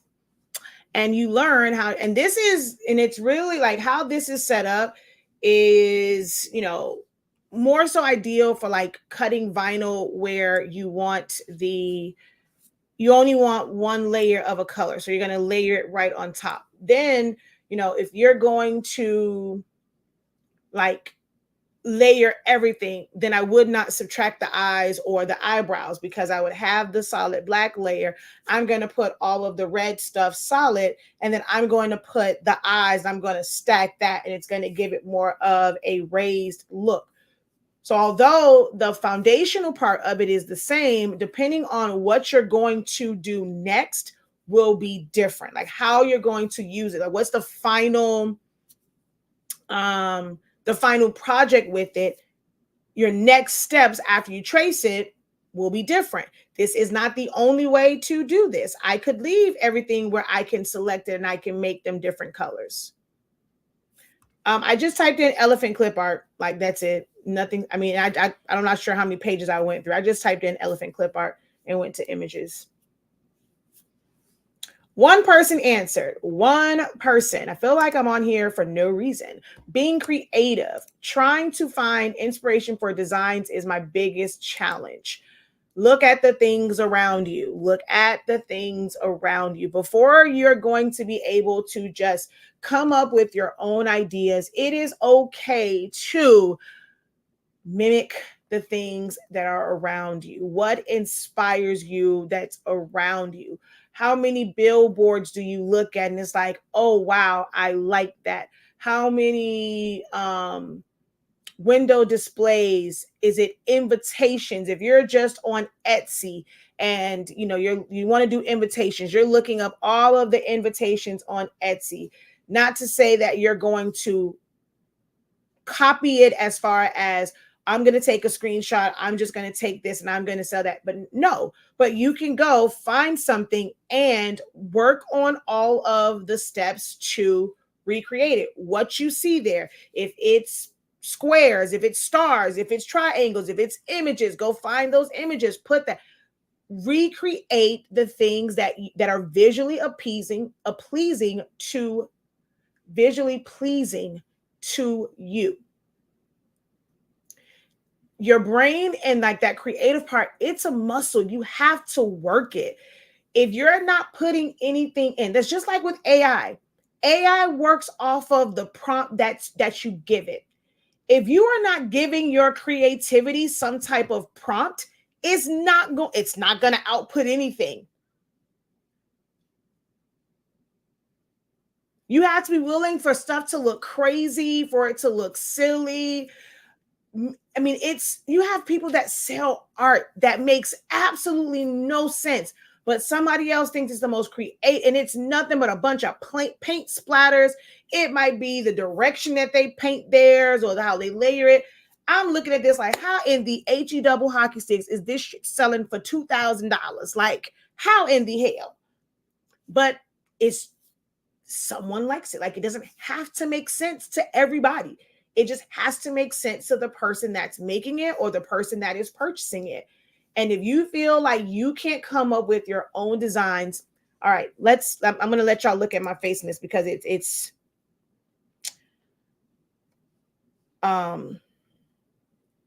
as someone whose stuff has been ripped off verbatim and put out there like publicly, it's not a great feeling.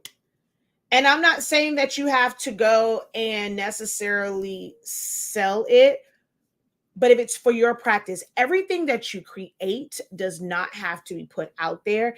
If you like the way that my setup was for my paper, if you want to get into selling your own paper, you like how my layout was, you like how my website is, can you practice it on your own to just kind of get in the feel of doing different things? Yes. Do you need to put it out there? No. Let it be on your computer. It is helping you with your creativity. If it is an invitation, none of these people who do invitations own Mario, Mickey Mouse, Hello Kitty, Doc McStuffin, Bluey, Paw Patrol.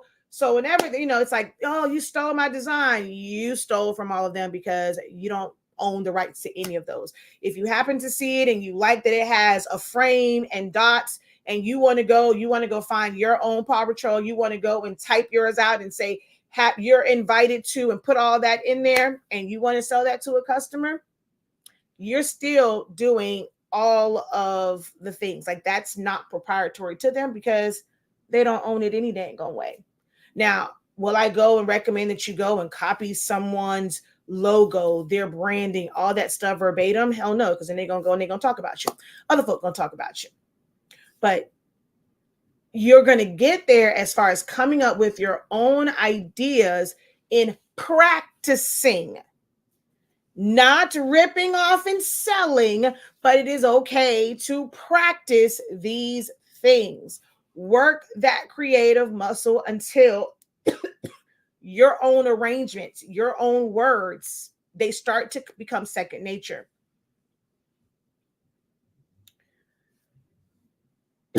Hey, how can you something the image of the mat in silhouette so you can make the image bigger? I need you to rewrite that, Renata, because I feel like I'm missing some keywords. How can you, is it change the image? No, change the size? No, wait. How can you blank the image of the mat in silhouette so you can make the image bigger? Do you mean take away the actual mat part? Maybe that's what you're saying. Change it to none, if that's what you mean. So that you can make your design page bigger, go to machine and go to none. And then the mat's not there. Then you're not limited in size.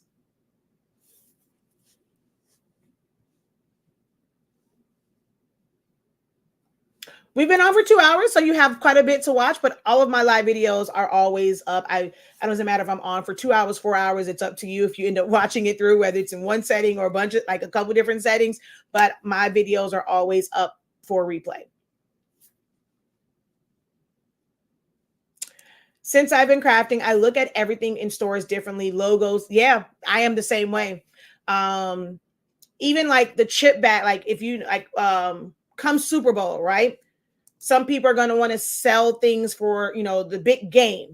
When you go into these stores and they have the displays for sodas, for chips, and you're looking at how they put the helmets or the field, like the highlights and like little flashes they put, you can mimic those same things. Like take pictures. My phone is full of pictures where I'm seeing something and I'm just inspired by it. Used to get people's business cards and I would recreate them, like whether it's the style of it and then I put a different image in it. It could have been a business card for someone that does lawn work, right? I like the layout. Maybe they had theirs where all the other business cards I saw, it was like a triangle. Oh man, they had theirs in a circle and then they had something layered on top. Well, let me do that for a bakery or a masseuse or something like that. Like I used to do that all the time. Get people's business cards and I would go in and I'm just going to recreate this, figuring out spacing, alignment, just like all those things. I just mimic what was already done. Font arrangements, that's how you understand font styles, ones that are chiseled. Is it sharp corners? Is it rounded? Is it script? Is it thin? Is it thick? Someone asked me before, like when I said, okay, I'll put out a font. Oh, can you do font pairings? I don't know your style. The way I will pair a font might be different than how you would pair a font. Start with font. I've said that before. Start with font families. On Creative Fabrica, there's a ton of fonts that come with different styles like right into it. I can tell you two fonts that I would pair together, but you would go and try and put it together. You're like, okay, I don't understand how the professor felt like these two go together. Nothing that I'm doing works. If it has glyphs, I find that people want to overuse glyphs and then it start looking cuckoo crazy because you have too many swirls and too many things that dip, or you weren't thinking about the glyphs that dip real low and now you have to fit it into something and it has to be really, really small because you have this really long like dip. The font that you choose really does depend on what you are designing it, like what you are designing it for. There we go. There's a lot. I mean, guys, it's so much to this. If you are looking for a coach, a trainer, a mentor that's going to say that it's all easy, you can just click here, here, here, here. I'm not the person for you in any way, shape, or form. Don't join my classes because I'm going to make you think outside of the box. I'm going to challenge you. If you don't want to learn like details, you don't want to learn the ins and outs, you don't want to learn alternative ways of doing things, it's like for you, your brain works where I don't want information overload. I want to know how to do it one way, and this one way better work for everything. I am not the person for you. Not the person for you. How do you use the glyphs? However you want. Glyphs are just alternative text. Some of them have swirls at the end, at the top. Some of them is the same font, but it makes it shorter. It's just alternatives. So if you mean how to put them in there, it depends on which program you have. Programs like Photoshop, Illustrator, they're kind of, you'll see it's kind of a built-in character map. If you're doing it in Silhouette Studio and you don't have Designer Edition or above, you have to go into I don't know how to use it for a Mac, but you go into character maps and you put it in the search character map. They're going to be this big, but you would find the one that you want, hit select, and then it says copy. Then you go into your design program, go into your text, your string of text, hit paste, and then it's there. Silhouette Studio has a glyph section under text. So you'll find the one you want, you click on it, and it puts it into the string of text. So it really does depend on which program you are using. I don't know of any way to use it with Canva other than maybe Character Map.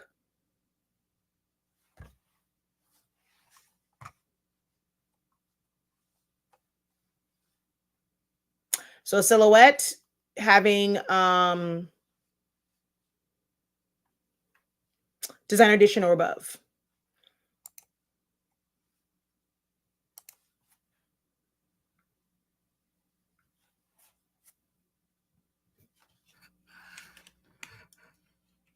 It's this right here. And all of your glyphs will be in here. If it has fancy glyphs, they'll be here. Some of them is just all of your standard stuff, how to add accents on top and stuff like that. So it'll all be here. So it's this icon. Wait, it is Designer, right? And not Designer Plus. Hold on. Before I tell a fib. View in Design. No, not Designer Plus. View in Designer Edition. Yep, you have it in Designer.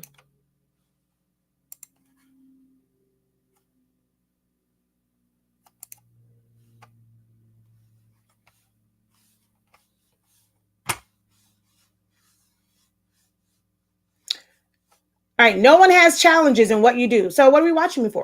So we just come on waiting for the professor to drop a gem. We are all equal. No one has any challenges. You are a master of your craft. Everything that you do, you've mastered. You are raking in the money. You are a six-figure business because you have figured everything out. You don't need any help. You come on social media, you watch these live videos, you clicked on this video just for entertainment purposes. I want to hear someone that speaks my language, who's enthusiastic about creating and sublimation and designing. She's just as enthusiastic as I am. So I just want to watch this like it is a TV show, like I am watching the episode of The Cosby Show, because I have everything figured out. I don't require any help. Is that who I have here? Is that who I have here?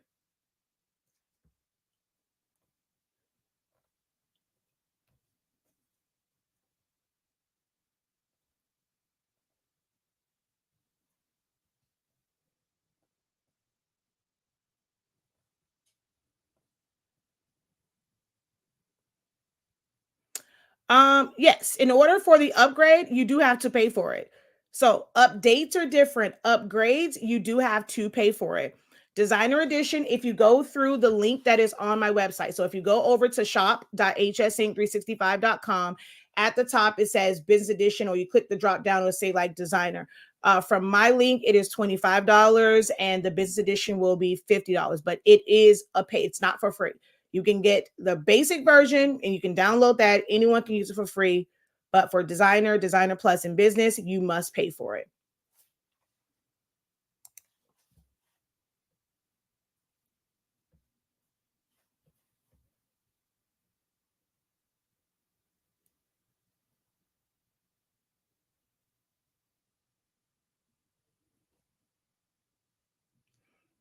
You forgot that you purchased Business Edition a while back? Oh, wow.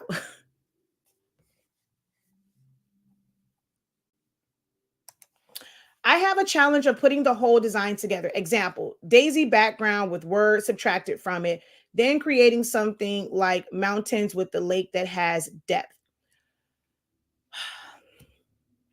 I know, and you've mentioned that quite a few times as far as like that example, mountains and lakes.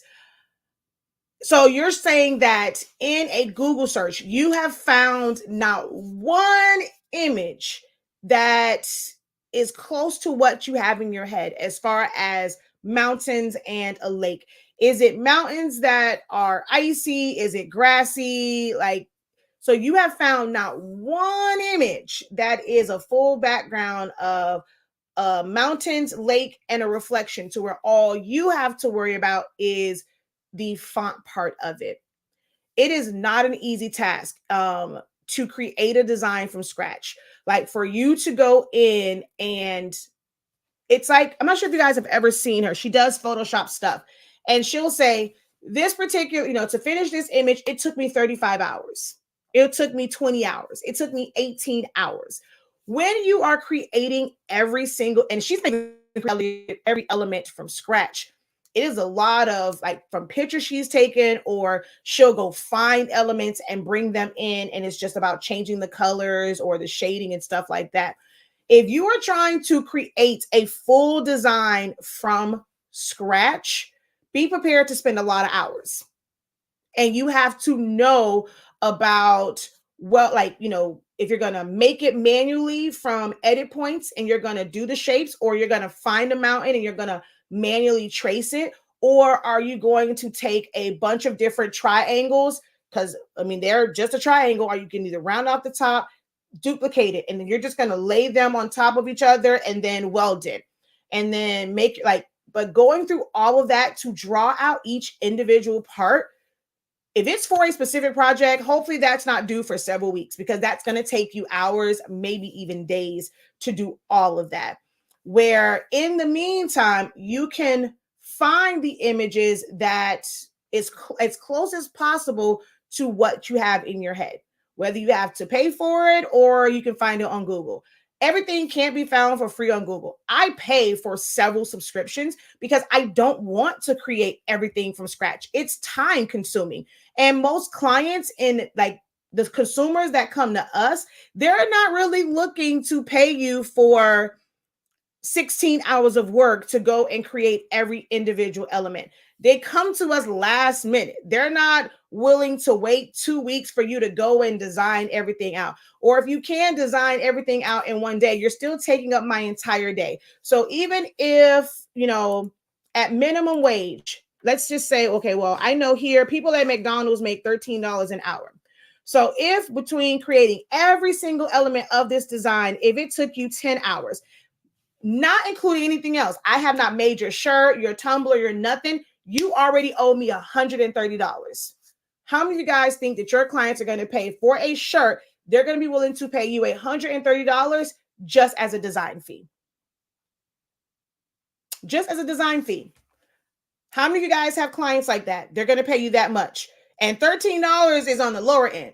If they can pay some folk at McDonald's to be a cashier, fry some fries, flip some burgers, pour out some ice cream, you should definitely be worth $13 an hour to create a design.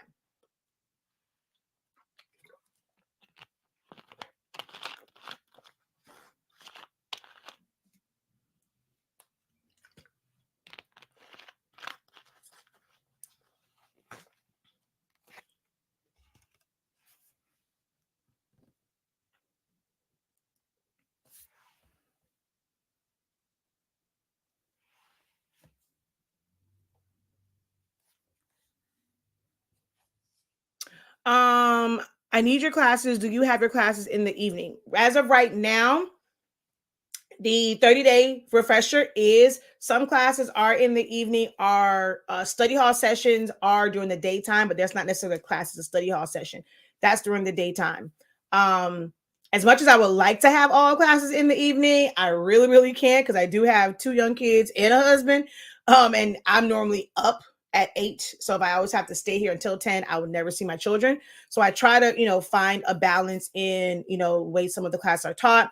This is why sometimes I'll do weekend classes, but they're still during the daytime. Like they're not always in the evening. I'm also in the first time zone of the United States. If you are somewhere else, what is a reasonable time for me, like starting at like 6:30, 7 o'clock for those who are like on the East Coast. Sometimes you guys are still at work. I don't really have any classes where I'm starting at like 9 o'clock. That way it's in the middle of kind of like everyone. So that is the difficult part, is that I'm on the East Coast.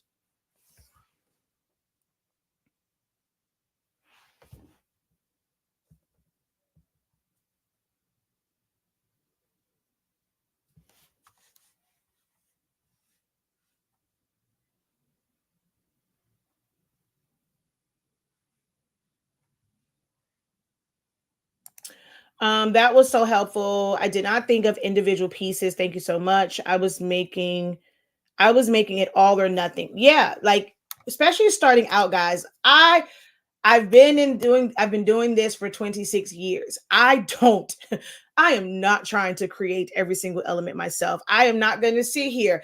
I can't stand it. Some people, I love them dearly. I promise you. I love them so very much. They are really cool people. But there are several folk who, well, some of them who say it, I don't really vibe with them. But there's a lot of people that will say, learn this program so that you can stop buying stuff off of Etsy, make your own designs. And I'm like, that's a bunch of bullshit. 26 years in, and I dare not try to create every single thing unless it's something that I know, like, I'm going to be able to make money off of it continuously. There's so many people who don't make chip bags, right? Their business now is, I'm not wrapping not a nary a chip bag. I'm not putting a label on a water bottle. I'm not putting a label on a Capri Sun.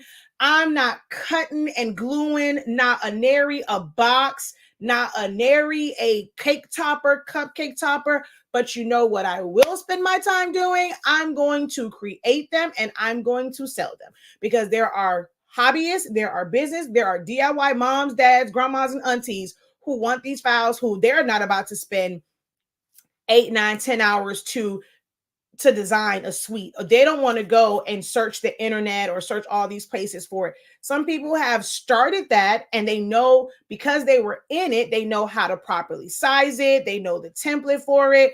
And now their business has moved away from physical products to where I do nothing but digital. If that was my business model, if that is your business model, I can understand spending several hours to create it, because you may spend 10 hours and instead of doing it for one person, going to pay you 130. You make that to where, whether you do $5, if you do $2, if you could end up selling that to 100 people, 1,000 people, you have made way more money than what your hourly wage was.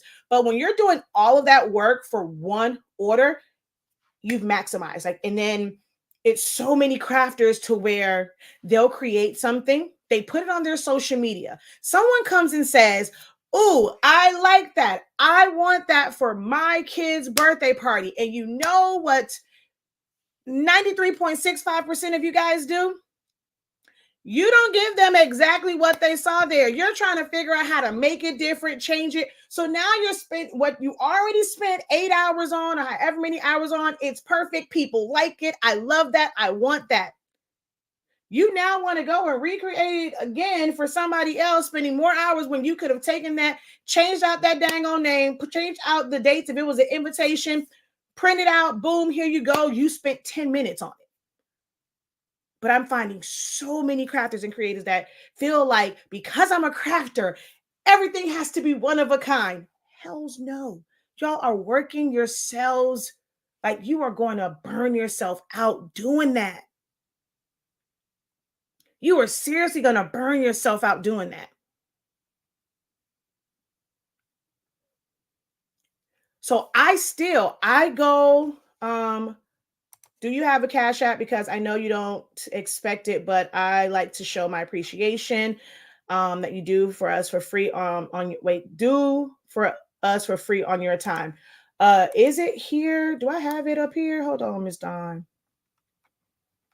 I think I put it in my banners at some point or another, but it's HSINK365. I don't know.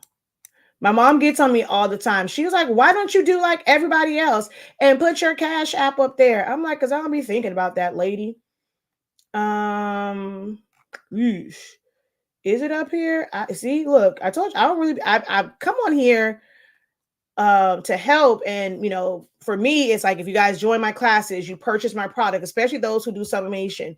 Purchase the ink, purchase the paper. That is, that helps us more than just the Cash App stuff. But, it's always great when you guys want to say thank you and bless me that way as well. I don't have one up here, so let's create a new one. It's in the description of this video, though, but I don't have it as a banner. It is at the description. That means most of y'all never scroll. So that means I'm wasting my time with my descriptions. Because that means nobody go to my descriptions and scroll down to the bottom because my PayPal is there and my Cash App.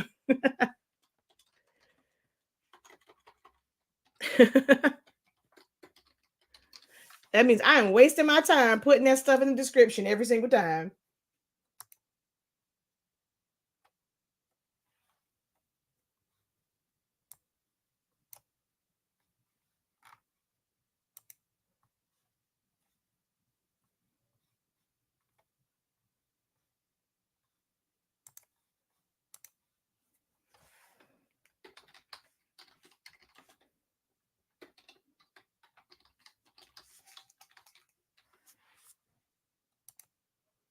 All right, there it is.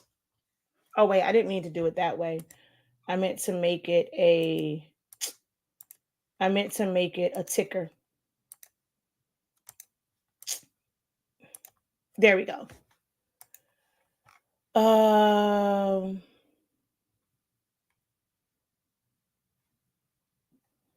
Let's see. I would get up at 5 a.m. But yeah, I have PNG tree that I get elements from. I have Creative Fabrica. I still Google-ish. I have a subscription to Vector Stock. I have of course I have my Canva. I have the within my Adobe and having access to like their stock of images. What's that? Adobe stock. I have what else? I get stuff off design bundles when they had like the dollar deals and stuff like that. What other ones do I use? I think that might be all of my like. I used to have Vecties. I don't have that one anymore because it was kind of the same stuff that was on Vector Stock. But at least 8 different places. Oh, I mean, I still go to Etsy sometimes. So at least 8 to 9 different places that I will get individual elements from. I'm not trying to create everything myself. That's foolish. That really is to try and do like for the type of stuff that we're doing. You have professionals. Vector Stock is full of designs. Like if you go and look at a lot of these professional t-shirts and stuff, like they're using a lot of stuff from Vector Stock. They let somebody else do that work, and it's all about how they arrange it. Their creativity comes in their arrangement, their composition, the fonts that they choose, the colors that they use, the text that they use. That's where your creativity comes in at, not making each individual one. That's why some schools have the exact same mascot logo, because the person who was tasked with it probably went somewhere like Vector Stock or went to Google and they end up vectorizing it. And these schools have the exact same mascot. Cheer teams have the exact same mascot, exact same setup.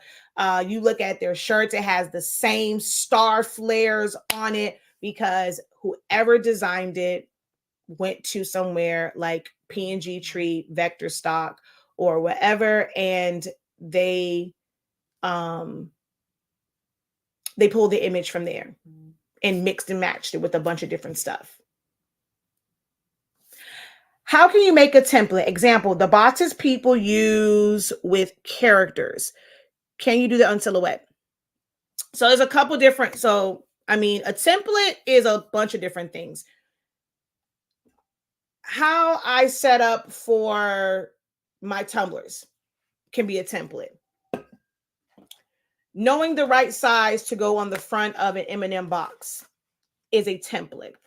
To make the M&M box, if you wanted to put something around this, you're going to measure it. You're going to take those measurements and put them into Silhouette. The box shows you how it's set up. Is this made to where it's all solid? No. There is a tab right there where all 4 sides, all 4 sides technically are together, and there, you'll have your score line. And then there is a tab on the last side, and just about any and everything that has a tab You know, it's like at a 45, or it's like it's at an angle so that it's not right here to the top. So you're going to create that. You're going to size it up, butt those together, weld them together, have your tab. That's where you're going to glue at. When you're like, you can take this and literally take it apart, measure it, and make your own template. And know where to put things at. When it comes to the sides, you put them opposite. So the way this is, if I were just to go like this, so when you are designing it, actually these might be the same way. But then, yeah, see, if I go like this, it's upside down. If I go like this, it's right side up. When they did this, now if you're looking at it like this, it's the right way. But if you're looking at it like to the side, it's upside down. They could have taken this and flipped it, and it would have been the opposite way, to where no matter where you looked at it from, it would be right side up. So there's layers and layers to how you would do a template, how you would put it in, how do you expect people to look at it. If it's up like this, yeah, they're both going down. It doesn't look upside down. Like it's, I don't know how to explain it. It's a lot. What's on the front, if you just flip it around, is now upside down. So technically they're, you can flip it to where when you're looking at it, you don't have to turn it around. That's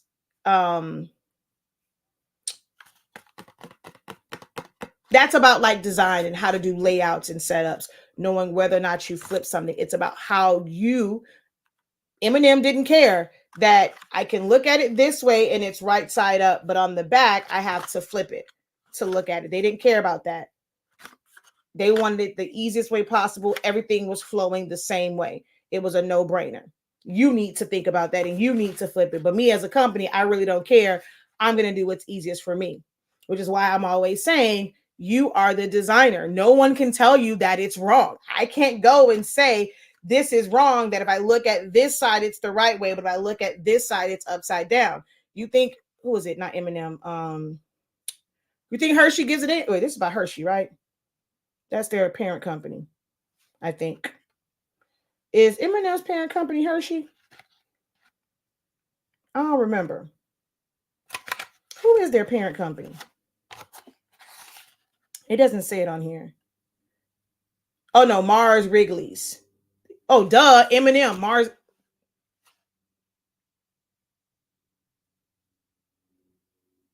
That was, don't mind me. That was real. Duh, M&M. Yeah. Please hold.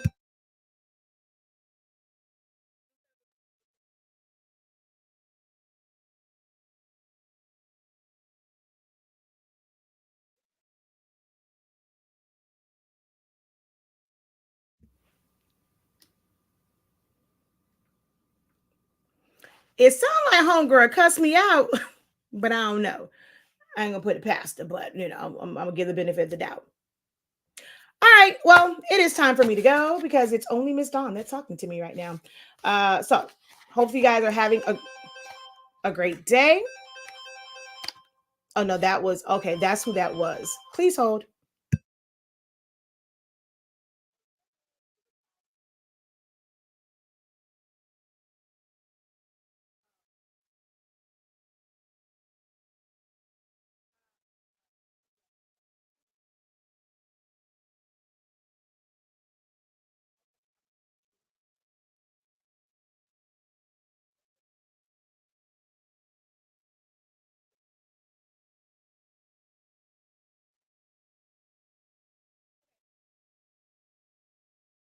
Yep, it's time to go. My cousin that's from California is here. They went on a cruise, and so that was her grandmother letting me know that they're on their way to my house. So I gotta go because y'all don't talk about nothing anyway. But hopefully I will see you guys on Wednesday. Wednesday at 1 p.m. Eastern Standard Time is the study hall session. And Thursday is the session on subtracting and cropping. Next Thursday is compound paths. So that's the lineup for the classes. Now, I know I did tell someone that this will still be up. I am going to delete it from all Facebook it will only live on the Honestly Speaking platform. So everywhere else, I am actually going to delete it from those platforms. So if you want to watch the playback of it, it will be over on Honestly Speaking's YouTube channel. Okay. Alrighty, guys. Until next time, have a great one. Continue to unlock your creativity and be incredible. Peace.